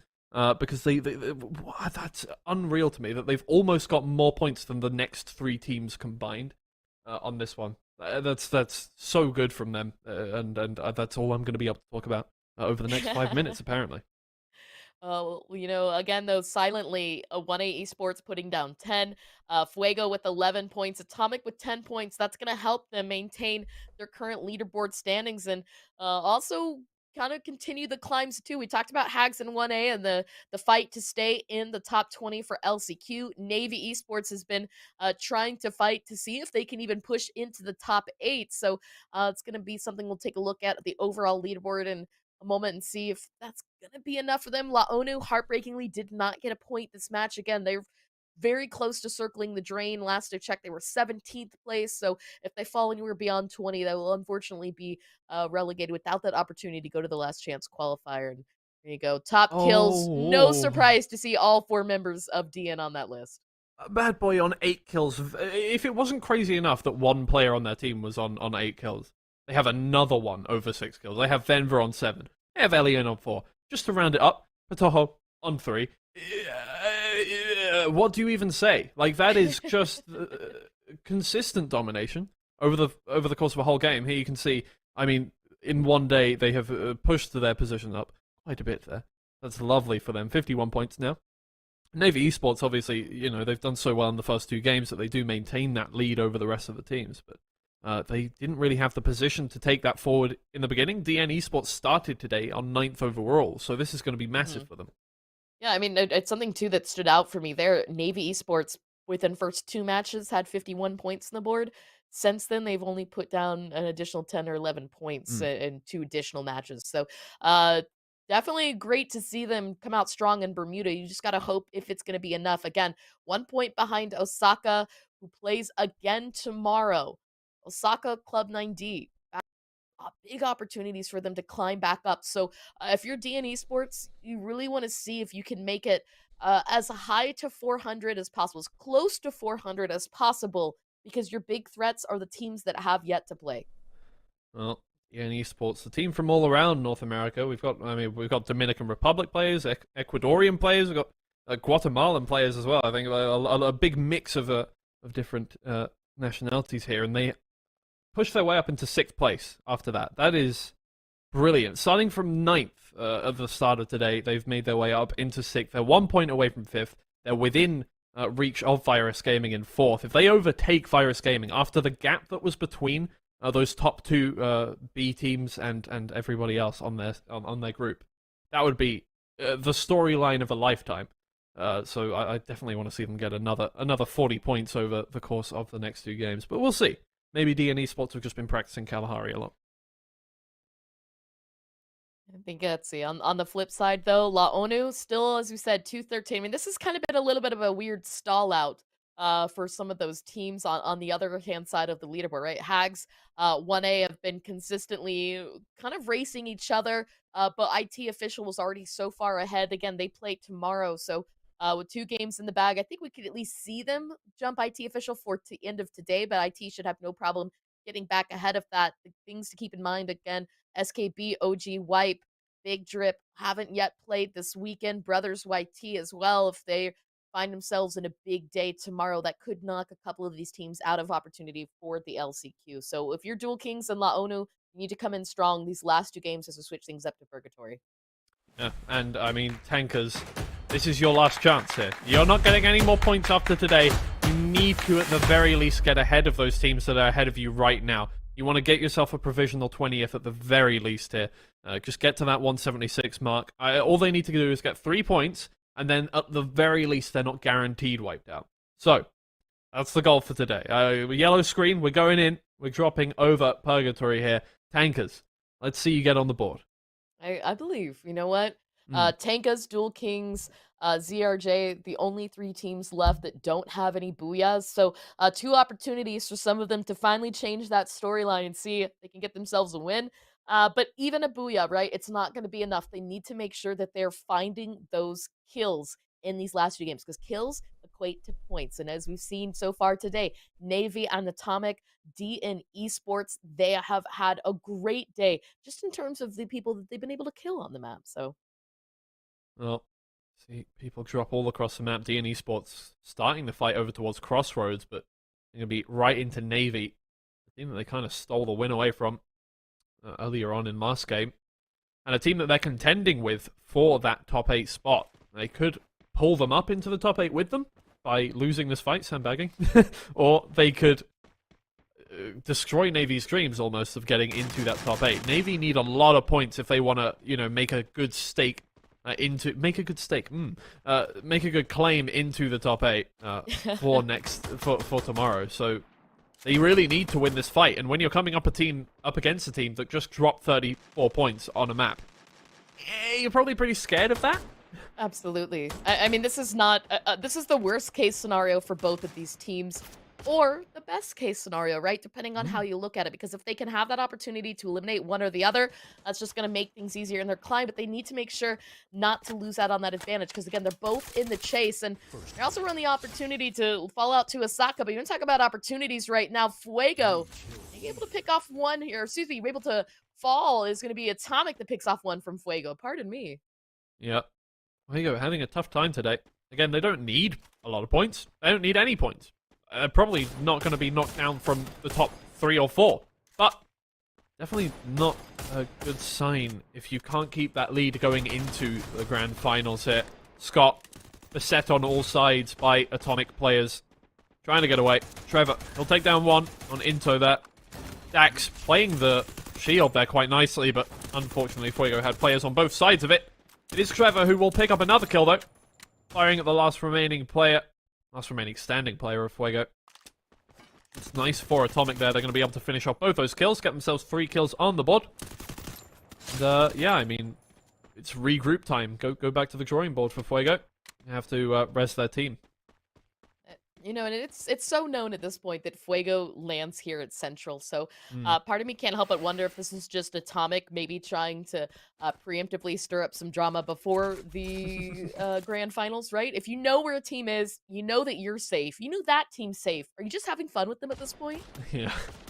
Yeah, I mean, both teams are just kind of playing for pride at this point in the group stage at the very least, obviously. The competition will ramp back up in 2 weeks when they play in the grand finals, but yeah, I mean, when you've almost assuredly secured your place in the next spot, everything you're doing at this point is just to make an impact on the teams that you're playing against, just to kind of send them a message. So the fact that Fuego outright lose a fight there to Atomic in the spot that they love to drop so often is not a nice message to be sent. You know what else is not a nice message to be sent? The potential of whatever Bad Boy is about to do here. Let's be honest. He's on a high ground, a nice perch spot. We know what he's capable of. And with Virus Gaming now cascading down the mountains of Crossroads on either side of this fight, you've got to kind of wonder, right? I mean, Virus Gaming, they love Moat House, like that Western push. They want to push into this area. They know that people are here, and they're probably wondering why nothing's happened just yet. And if anything, they're going to be the ones to stir the pot as Venva gets an opening knock there onto Chris. Oh, look at Grozera up there at the top. He might be circling around Bad Boy. I don't think he realizes that one Virus Gaming member has come around the other side. The fight has broken out up there.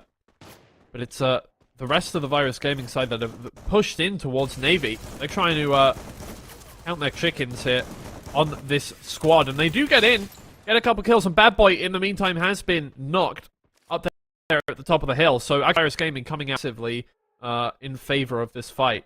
DN Esports are going to have to wrap back around Grozera there. Try and get the kill back on him, res their team member before he gets finished. But Grozera gets the finish first. I mean, I like this high ground that Virus has, but this whole fight, it's taking place outside of the zone. So the longer that it goes on, the longer that they're going to push forward without really having that information. But as I say, that good knock coming out from Virus, they waste no time on securing the flush. But Patojo, he has moved on. Navy, they've sent one on too. The availability for either a revive or a buyback is high for both of those squads. So something to keep in mind moving forward. But additionally, as we're kind of seeing here, just outside of Brasilia to the south, we've got Dual Kings, we've got Compares, and we've also got Hags all in this area. The circle mostly centered up on the town, so could be potentially setting up for a city finish. And as I say that, Fuego are able to buy back players, so they're back up to 4 strong. Very central zone so far. Makes things very interesting.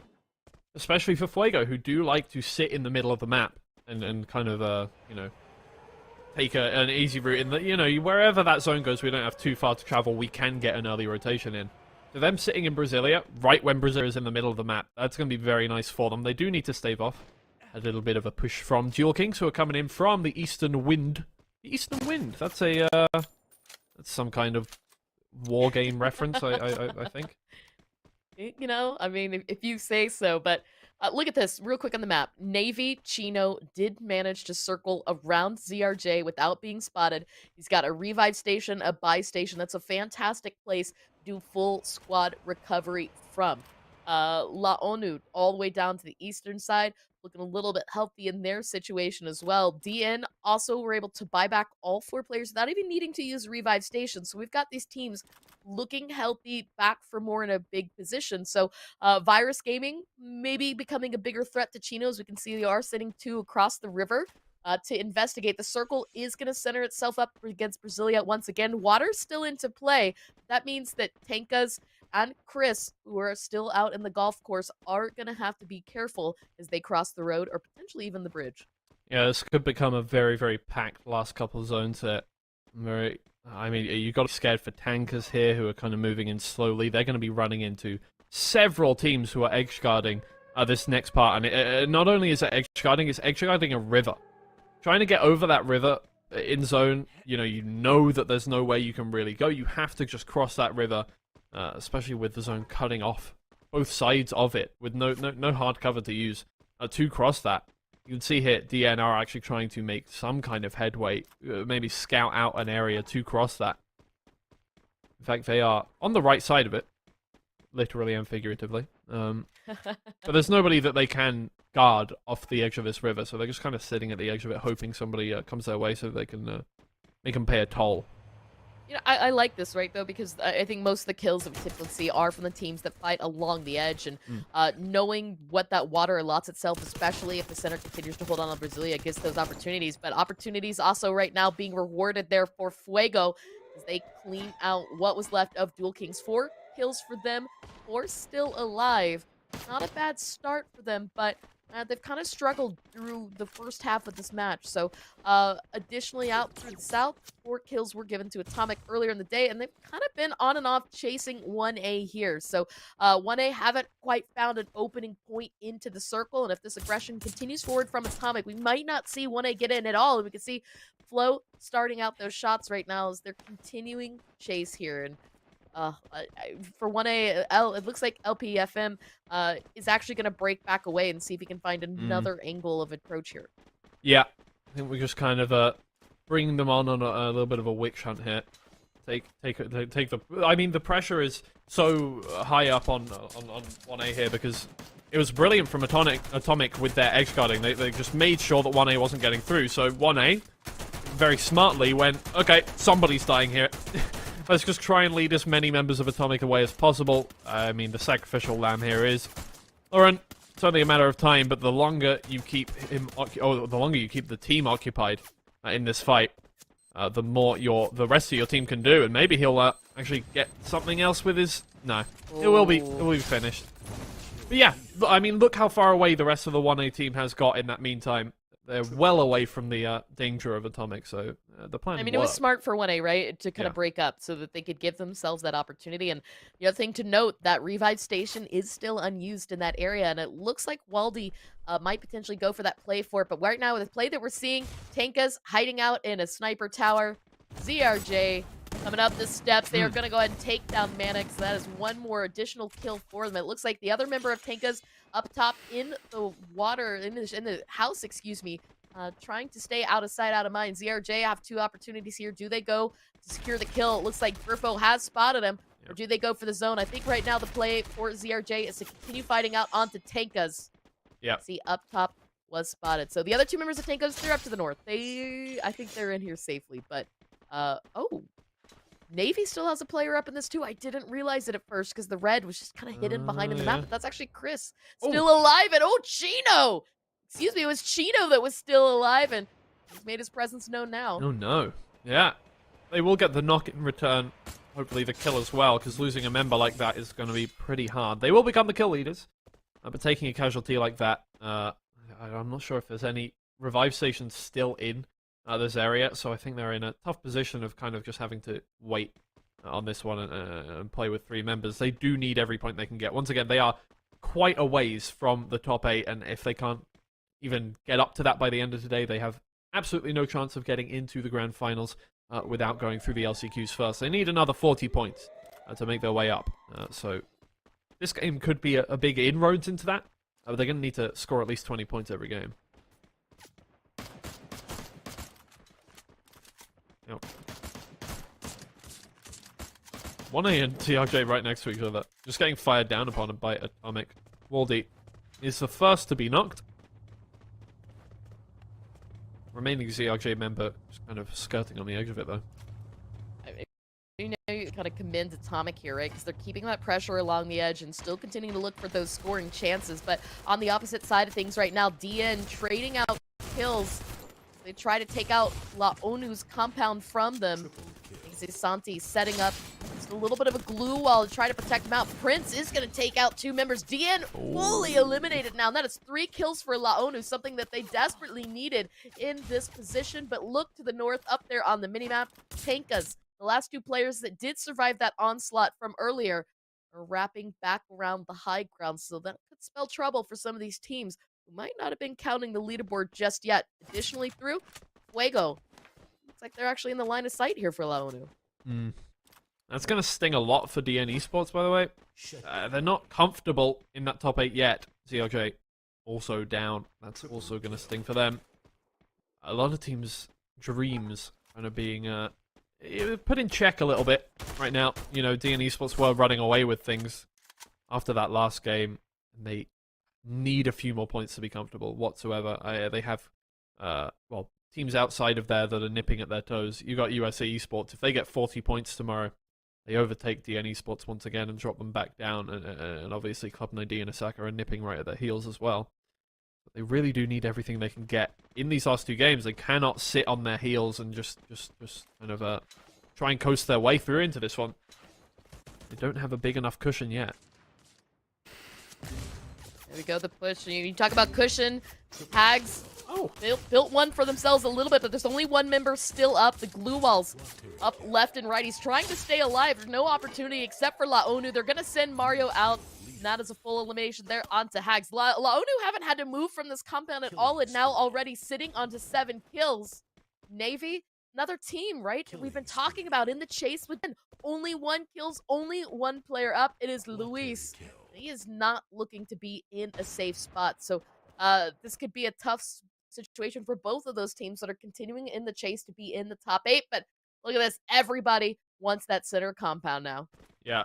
Early irritations because there's absolutely no hard cover outside of the center of Brasilia here. And I mean, fair credit to Fuego. They've been sat on Brasilia this whole game, so they know the place inside out at this point. Back of their hands. Scott rotates back around to the rest of his team over towards the black and white house over there. You can see Virus Gaming trying to push out the last remaining Navy player, but he's putting up a fight, Lewis.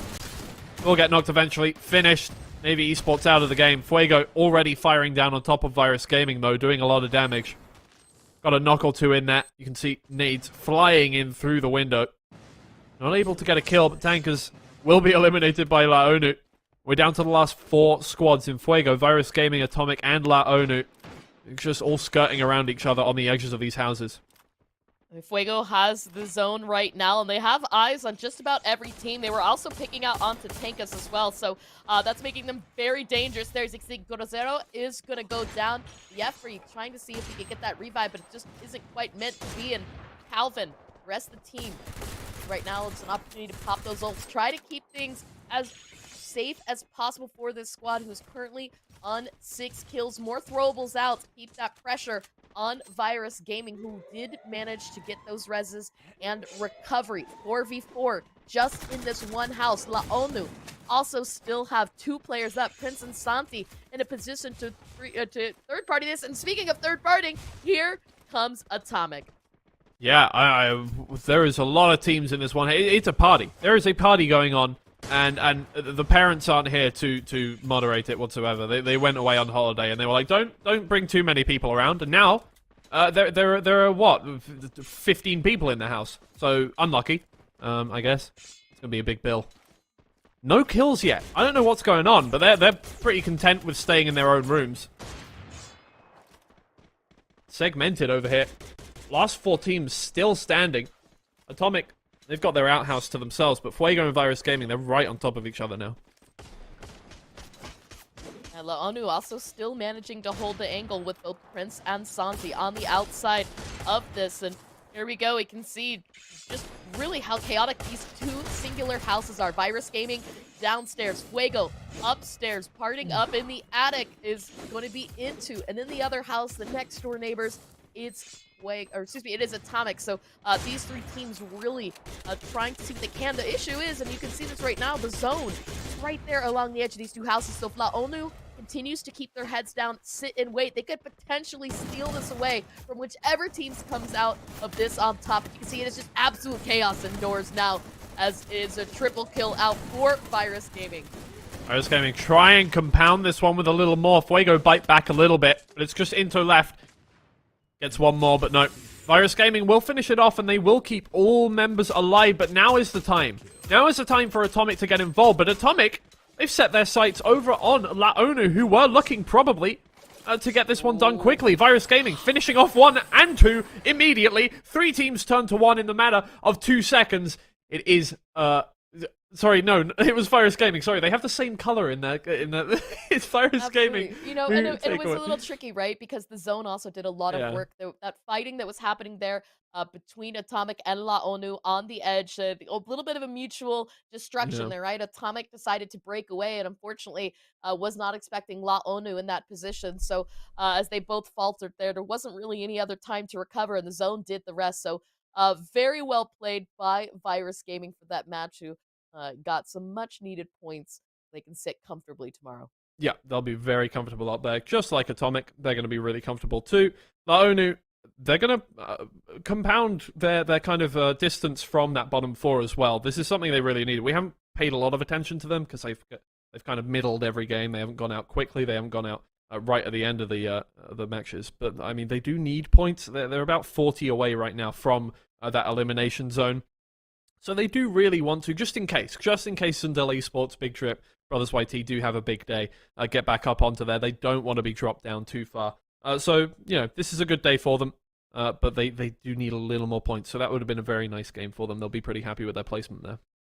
Absolutely. And at this point, now we've finished our penultimate match. We could take a look at stats, see how well everything did in a second. But real quick, I mean, it's this replay, right? Because we've got to see how all this chaos unfolded. Atomic, Fuego started off at the very beginning. We questioned this hot drop, and both of these teams managed to survive until the very end. And that is important.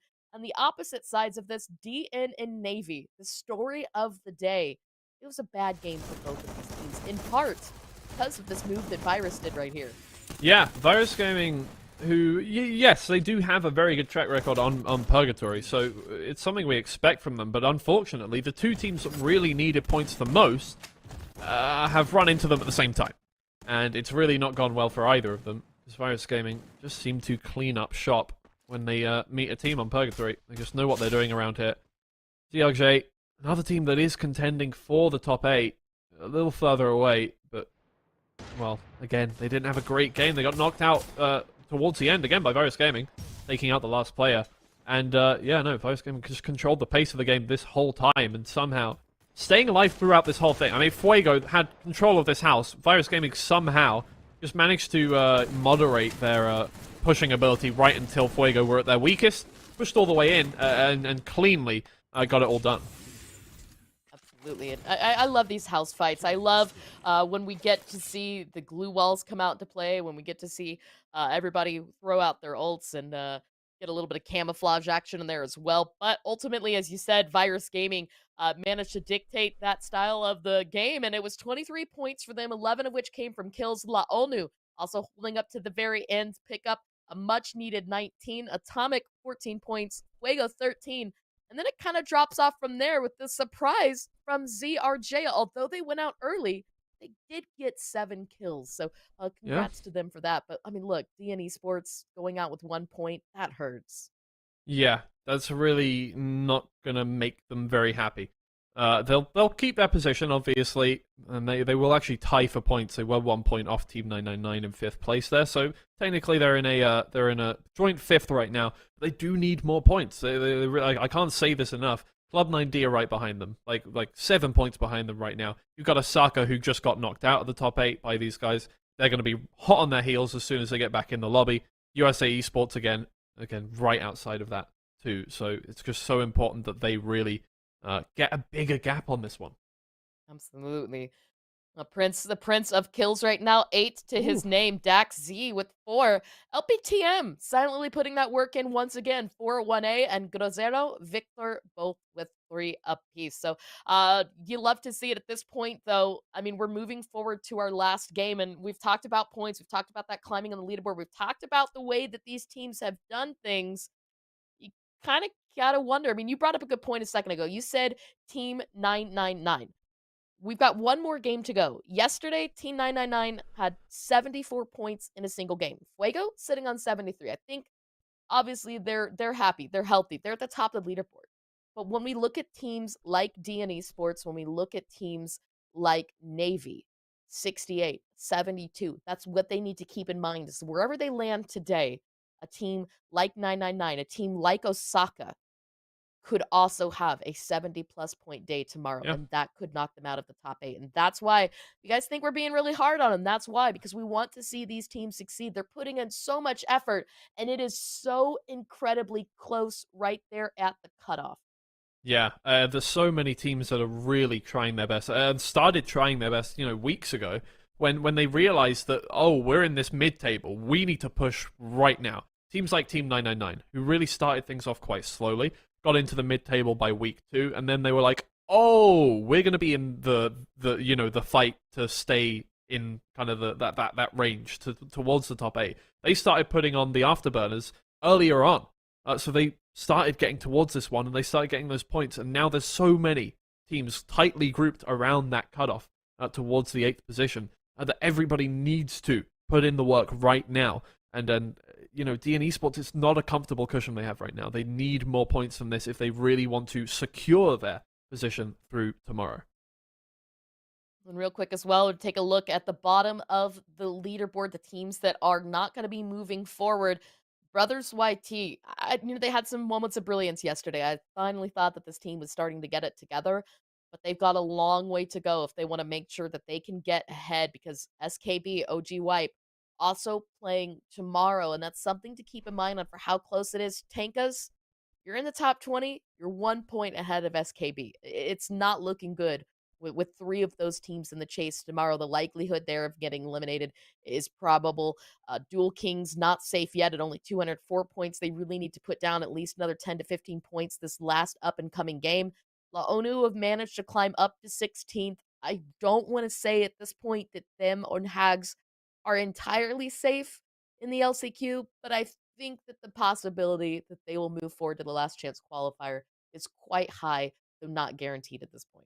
Yeah, I mean, it's a good 70-point gap. It's not guaranteed that all of the bottom 4 don't get 70 points in the bag, and Hags drops down along with Laonu and Rambox. But pretty likely that Hags are staying up there. They're pretty happy with their position. One Esports as well. They've done quite well today, and they'll probably keep that position as well. But yeah, no, it's really this fight for the top 8 that's so big. Not too many teams from from Group C and B are in that kind of elimination contention. It's mostly Groups A, where you're coming up against Bizarre Esports, who are stealing all the points from you all the time, and D, where that top 3 grouping of that group is really tight, and then the rest of them kind of miss out on these points, like Brothers YT and Zundel Esports.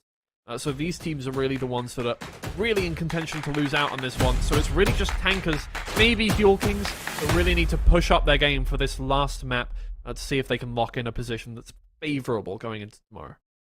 Well, you say what is favorable. My favorite thing right now is this color that is around us, because that means that we are getting into this final game of the day. Players are in the plane. This is a nice, beautiful flight path again, cut straight across Brasilia. Everything is reachable. Campsite, yet again, is going to be that blue zone, high loot area. We saw Hot Drops last game. Do you think we're going to see him again this time, Twiggy? I think we're going to see him again this time. Everybody's going to be thirsty for kills. Maybe, I don't know, maybe a team like DNE Sports who really... Oh, there you go. Oh my god, Moat House is highly, densely populated. Again, 2 teams that really don't care about points at this point. They're really just playing this is Virus Gaming's position, right? At this point, the only thing Virus really needs to do is just kind of bully Atomic and say, hey, I don't know why you guys are here. We're going to drop here in the grand finals. Go ahead and get out of here, right? This is our spot. And you can see right now, Atomic starting to challenge that as Flo does get that knock onto Victor. I mean, Atomic, they did this last game, right? They jumped onto another team, kind of bullied them for opposition. I believe it was Fuego down in Central. Now we're seeing the absolute opposite. So Atomic really just having fun with this last day. Yeah. I just noticed on the map as well, DNE Sports, they have dropped well away from everybody else. They want to guarantee points this game, getting... There you go. Now you can see that it's not for points whatsoever. The taunt, put down the flag. It's completely just, I want that first blood and I want it to feel good. they're already both into the grand finals. It's really just a grudge match at that point. But yeah, I love the confidence, but I also love that Grozero just sent it out, right? He's like, you guys do whatever, troll away. I'm in it to win it. Bye. Right. Yeah. Get that rest back up. Yeah, no. As I was saying, DN Esports, they want to guarantee points. They don't want to get involved in a fight first, like they have a lot of times today, trying to just get as many points as possible. This time, they just want to guarantee they get maybe, a 15-point game. That would be lovely for them. They would love to just get a good amount of placement points, maybe a couple kills on the way there. And that would help their position a lot more than just rushing in, maybe dying, maybe only getting a couple of points this game. Zero, an absolute full send, right? Not only a good reposition all the way around Navy, but we can see that buy station was just ahead of him, so they will be able to get up Victor pretty quickly. And Atomic, they've already moved on. This is that rotation that we oftentimes do see come very quickly from Virus, right? They land up, they loot up there in Moat House, and then they hang along the north side and then wrap around whichever team dropped in this location. Today it tends to be Navy, as they've now taken the spot 2 times in a row, but I think Luis sensed that something was up because he tried to spot the high ground. He also just spotted all of Atomic. Yeah, that's not a nice... you go bird watching. That's not what you want to see. He was having a nice time up here. We'll throw nades around, maybe try and get one knock, but... Oh, there you go! He will get knocked eventually. Oh, there we go, but the rest of the team has come up the crest of the mountain, trying to get involved with this one, and they actually do get involved at just the right time. Navy, with their little strat of sending a canary in to die, have won the fight. This is 4 kills, 4 points that they needed. We kind of dug into both them and DN Esports after both of them had a very bad match last game. Again, that chase that they've got to stay in the top 8, but can this translate into enough points at the end of the day? We'll find out here as the match progresses. La ONU. So finally, I think, got themselves into that breathing room, but right now, loving what I'm seeing from them. Now, this circle hard shifted to the east. DN Esports set up in the center of it. La ONU kind of holding on to what's left of the island here down to the south side. You can just barely see in the minimap the edge of the circle here. And just to their east, you can look through that revive. You'll notice 1E's logo lingering on. So not quite safe yet. There's going to be, I think, a potential for a big blow up and a fight in this position. And of course, Fuego leaving central. So they'll be able to come in, wrap into the circle on the other side of La ONU. But I think La ONU expects that at this point. They're used to playing with Fuego. They know that rotation comes back out. But DK, Dual Kings, also a little tricky of a rotation from them. Did they actually run over that member of DN? Did they survive? Oh my goodness. I think they're still alive, luckily. I don't know how. I feel like if anybody got hit by a what is essentially a high-powered race car, that they would be dead. But DN seemed to be doing more work against DK than DK did with the brunt force of that the whole hood of that car. DN have the nice high ground, but DK have the pleasure, the luxury of being able to reposition themselves. A couple of well-placed nades could be the end of DN, but DN, I'll move out now. They've got 2 knocks. They've really made things hard for Dual Kings already. I mean, the chase is just here, right? They're looking for an opportunity to score, to pick up points right now, and at this point as well, there's not really any loss for them here. If they don't do it, then they're going to go to the LCQ, right? So every risk is a reward for them at this point because they need to make sure that they get that advantage. And there you go, nice knock onto Poppy Camus, making sure to secure that flush, but moving forward, I mean, 4 kills, good thing to show for it. They've managed to clear out everybody in this area. Even if the revives happen, and at this point, you kind of want the revives to happen because that's going to help pad their kill numbers as well. Yeah, more revives means more points available, technically, for every team on the server. So, not only does it benefit the team that's reviving members, it benefits everyone else in that there are more points available if you're, confident enough to take those fights afterwards. DN find themselves right in the middle of the next zone. I mean, they have won the early rotation fights in that they are quite happy over towards, between Campsite, Forge, and Fields there. And although there isn't a lot of cover to work with in this area, they can set up their own cover. They can set up their, own crossfires and positioning in such a way that teams will find it hard to push in towards them. The fight breaks out between 1A and Hags here. Additionally, as well, you guys can kind of see it on the map. A member of Dual Kings, and it's going to be Nieto, did kind of just drive into the middle of La ONU. I wasn't sure if they were going to mill for the revive, but it looks like they're just kind of having fun with the end. They are going to find themselves eliminated. We're down to now just 9 teams left in the final match here of Day 2, Week 4 of the group stage. Tomorrow is the last day to play, but today, this match is the last match to be played by all of these teams in these groups. So Circle centers it back up once again on DN. That's good for the late game, but bad for the scoring chances. So we'll see if they decide to pull away from that compound and look for more of those kills. Yeah. Definitely when you're in the middle of the zone. It's a blessing, obviously, if you want to get those placement points. It's a lot of points to get, 12, but we've seen them get more points than that in kills in the course of a game, so they definitely probably feel... I mean, you would feel confident after a game like they had earlier on. But maybe they do want to push out, go towards the edge of the zone and try and camp people outside of it. But at the same time, maybe those, 9, 10, 12 points from getting into the top 3 are enough that they feel like they're safe in the top 4 or so of the teams, that maybe they can hold on to that position in the grand finals. There you go. I mean, this fight, Prince making sure to get what he can there. Jordan being used as bait to see if they can pull Viz out. It worked. Prince is able to knock him down with the VSS. That's 2 more members of ZRJ out. And ONU, work on cleaning up those kills, securing those points. Every point is a good padding for them going into tomorrow. But again, I can safely say I think La ONU should be able to move forward to the last chance qualifiers. Additionally, though, the Circle has pulled back away from this, so they do need to make sure they're not hanging out along this area for far too long. But as I say that, 1A might have other plans, as we can see they're repositioning right on top of La ONU to the northern side of this. Yeah, actually might be quite unfortunate for the team who, oh my god, they're trying to run them over once again. Oh, wow. You can see them repositioning now. Hags are starting to get some people back up, but here comes 1A just trying to hold now. La ONU out of their own position somehow. Not goes down either way. La ONU vying for control of the map, while 1A vie for control of just the fight in general. Well, they'll finish one player, and I mean, the rest of 1A are in an awkward place in that they're all very split up. Will they be able to get one knock? Yes, one onto Santi. Mario goes for a longer rotation round to the house to try and get a little bit of hard cover for himself, but he won't get there yet. Waldy firing down onto him. Gonna have to run away himself, but there's no way he was getting away from the fire of both of those players there. Prince and Mario work together. Take down Waldy. 1A now looking a bit worse for wear. You know what? 1A.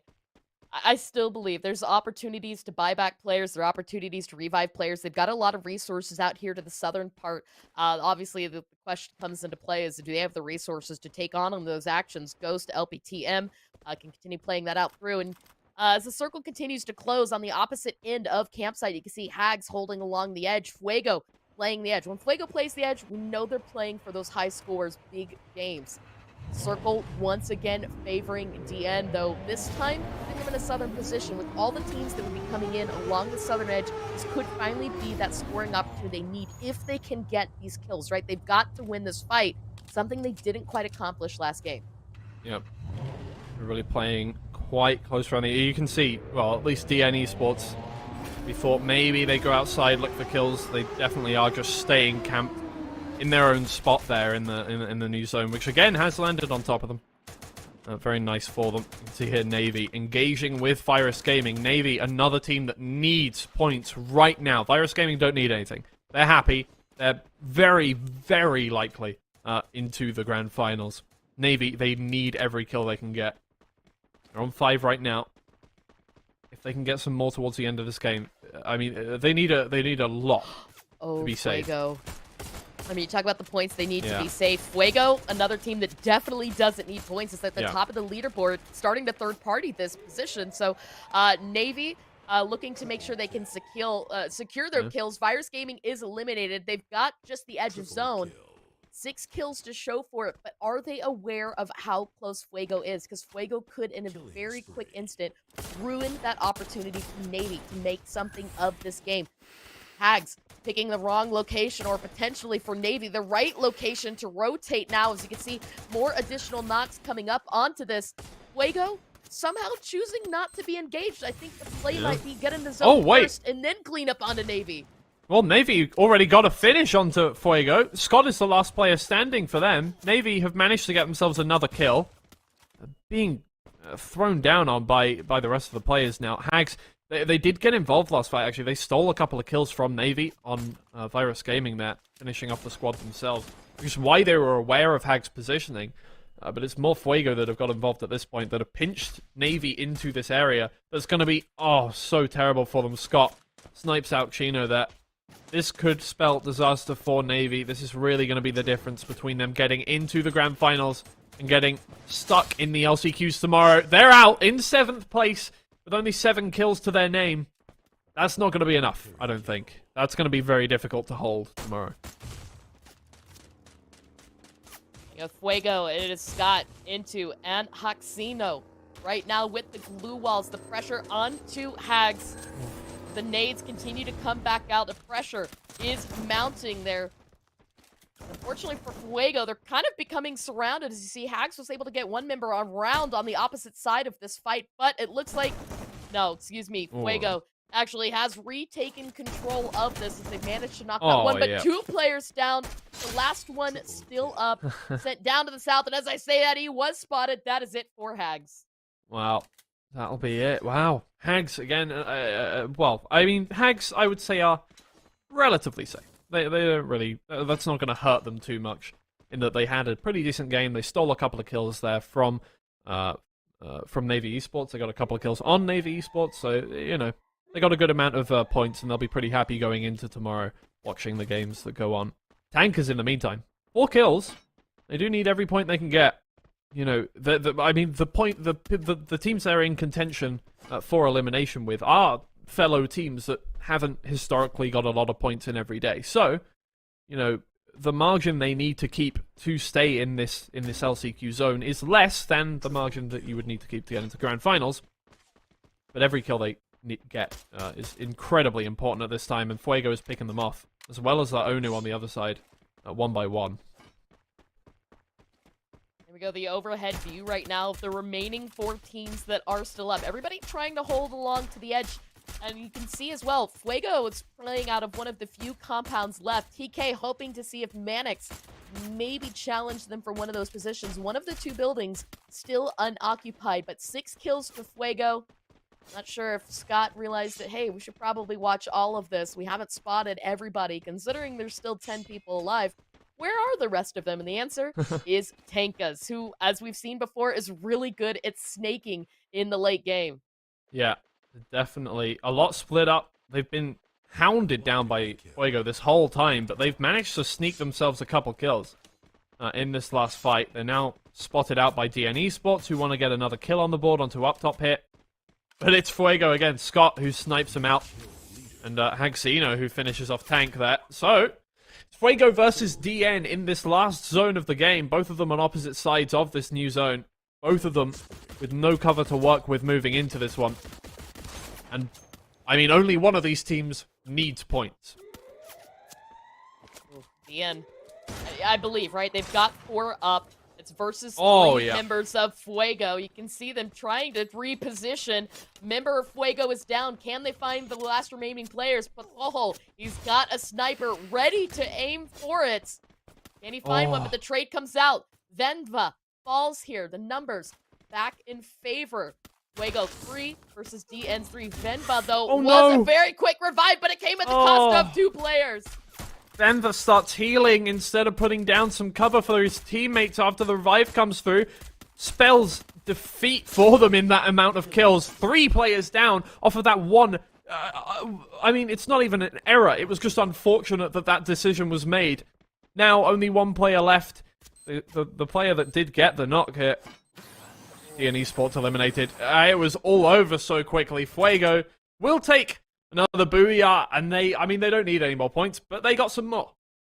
Yeah, it's a good win for them regardless. I mean, Fuego, we've seen them lead on the leaderboards even without picking up the booyahs, because regardless of whether or not they get that win, they always have that late game presence. They're always finding the double-digit kills. They did so once again here. I believe with 12, it looked like the final kill was denied to Zone. So phenomenal job there by Fuego to round out their final day of play in the group stages. And that is it for groups B and C. Now, groups A and D will play tomorrow, and that will be the last of the group stages. So the leaderboard's not entirely locked in yet, but regardless to say, we've got to see some amazing play by all the teams in the lobby today. Yeah, absolutely. It was a lovely game to finish it out with, even if a little less, exciting than some of the ones before. Obviously, you can't really top DN getting 34 kills. That's a pretty, 34 points, sorry, not 34 kills. Wow, that would have been another level.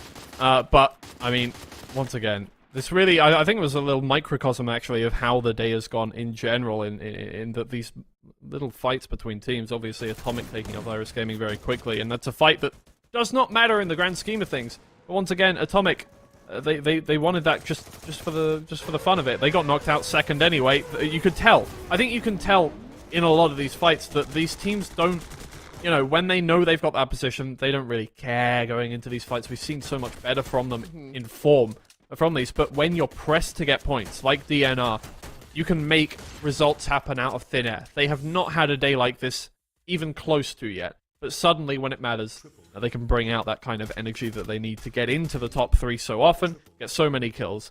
It's done quite well for them. We'll see if it does well for them once we see the leaderboard, see what the gap is to their nearest contenders.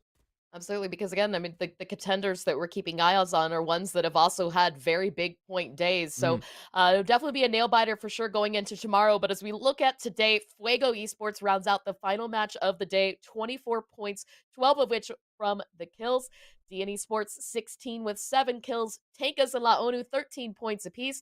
1A, again, I mean, it's that silent consistency, right? We don't always see these big flashy showings, these crazy squad fights, but they're picking their engagements and they're finding that late game presence again. So only 4 kills, but they managed to get points on the board. Hags as well. I mean, these two teams have been chasing each other left and right. And the problem, of course, with some of these teams getting those points is they're taking it away from other teams that do need it. So we'll see how that ends here in a moment. But right now to start, once again, we're seeing more Fuego names up here in the kills. This time, Scott, the leader. Yeah, Scott's been so massive for Fuego the whole time, just over every single week. It really shows when you see the kills per game for Scott. Obviously, not always at the top of the team. They have a lot of players that can get involved there, but Scott seems to pretty consistently be up on that top 5 kills board. As you can see it, average kills per game, 2.9. Just a couple. Just a couple. Yeah, just a few. There we go. 97 points for Fuego. And all right, we're giving Navy a lot of flack, but remember, even though they have 79 points, 51 of them were just and so since Bermuda, they haven't really accomplished much left in the day. They had the opportunity, they had the momentum to get a day like we saw from Fuego, but things just fell apart later and later throughout the day. Atomic also picking up a whopping 73. That's going to be phenomenal for them. DN Esports 68. We'll see if it was enough. As well, La ONU, Hags, and 1A picking up 50 and 48 apiece, for each of those teams. And that is going to, I think, give them the safety they need for the LCQ. As we can see, 14th, 15th, and 16th place. A good day of climbing for them. That should give them the buffer they need to make sure that none of those teams that are circling the drain knock them out. Yeah, obviously teams can't get any higher if they've played today, but we can talk about teams that could get their position knocked off. Obviously, teams that have risen to the top 8 today. We've got DN Esports and Navy Esports, who are both obviously in contention to be knocked out tomorrow. Now, DN Esports, they overtook Team 999, Club 9D, Osaka, and USC Esports today, all of which need to get back over them to put DN Esports outside of that top 8, and consequently also Navy Esports, but I think that's pretty inevitable at this point. Only Osaka need to overtake them to do that. So, USC Esports, their closest contenders for DN Esports here. What's that difference? 60 points or so. We'll call it, it's 59. Now, the amount of times USC Esports has got 59 points in a day, more often they have got more than 59 points in a day. But they have had days where they've got 44 or 20 or something like this. They haven't had, they're not consistent. They're just good.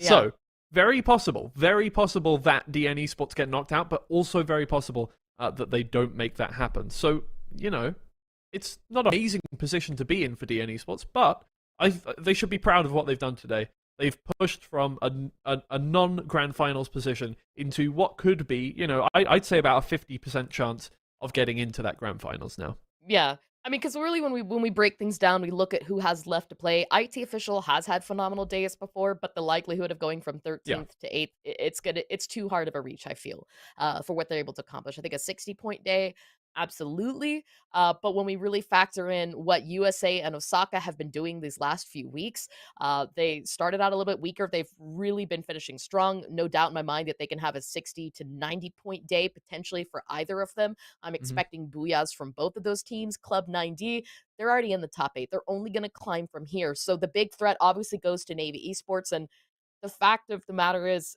at this point, Osaka and USA will knock them out. I hate to say that the strong start for Navy today just wasn't enough to carry them through. They really needed to land in a higher up position like where DN is. Yeah, I mean, and you can see really how this kind of thing stacks up. All of these top 5 overall kills after game 66 there, that's 11 days of play, are from the top 4 teams. Now, you got Fuego, you got Bizarre, you got Atomic, and you got Virus Gaming. All 4 in the top of the standings here. Bizarre Esports also, I mean, keep in mind, they're a day out of games right now, and they're still in 3rd place, so that's pretty wild. But yeah, as you can see, Scott, 92 kills in 66 games is absolutely unbelievable amounts of consistency.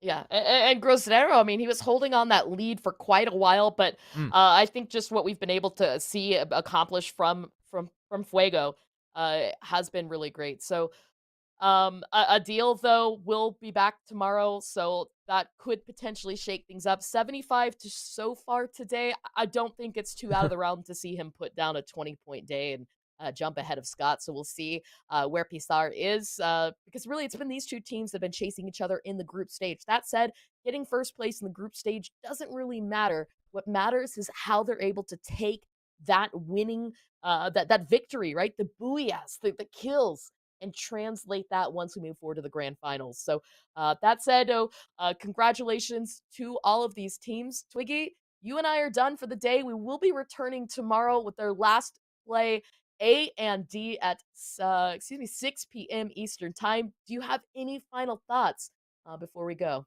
Well, first off, actually, a thing that I hadn't even thought about, just quickly, congratulations to Club 9D, to Team 999, and to Bizarre Esports for locking in their place in the grand finals. They can't be overtaken at this point by anybody in Group D. I mean, the likelihood... Oh, actually, well, I guess Osaka and USA Esports could take them over, but, the possibility of that happening, we'll see how it works. But pretty much, Team 999, Club 9D, Bizarre Esports have definitely locked in their place. That's not even a question at this point. But, these teams have done so well already over the past few days that they're already in the top 8 right now. The likelihood that they get overtaken is close to 0. So, absolutely incredibly well done from them. Great push from DN Esports. Navy, great try at getting up into that one. Pretty unlikely that you're going to stay in the top 8, but still... It was a great show, and yeah, I mean, so well played from everybody in Groups B and C, and I hope that, obviously, we push further, obviously, after we get into the next stage of the tournament. After the tournament ends, you keep going with this one, because it's absolutely been great seeing the growth of the scene so far. Well, you say we push forward, guys. We push forward tomorrow with one last game. We'll throw up the schedule real quick so you guys can see what's up to come, because after we finish the group stage, we also have the last chance qualifier, which you guys have heard us talk about plenty for all of the teams that didn't quite make it out of the top 8 or potential to be knocked out. We will have them back on the battlefield one more time as they get that last chance as one of 4 teams to move forward to the grand finals. So can't discount them yet. Oh, again, just beautiful play. I mean, we want to thank everybody for tuning in. Thank you guys for watching. I want to thank Twiggy for casting with me. It's been a pleasure, as well as our phenomenal production team, and of course, Garena. Until then, though, guys, that is it for us tonight. He is Twiggy, I am Clover, and this is the Free Fire Pro Series. We'll see you guys tomorrow.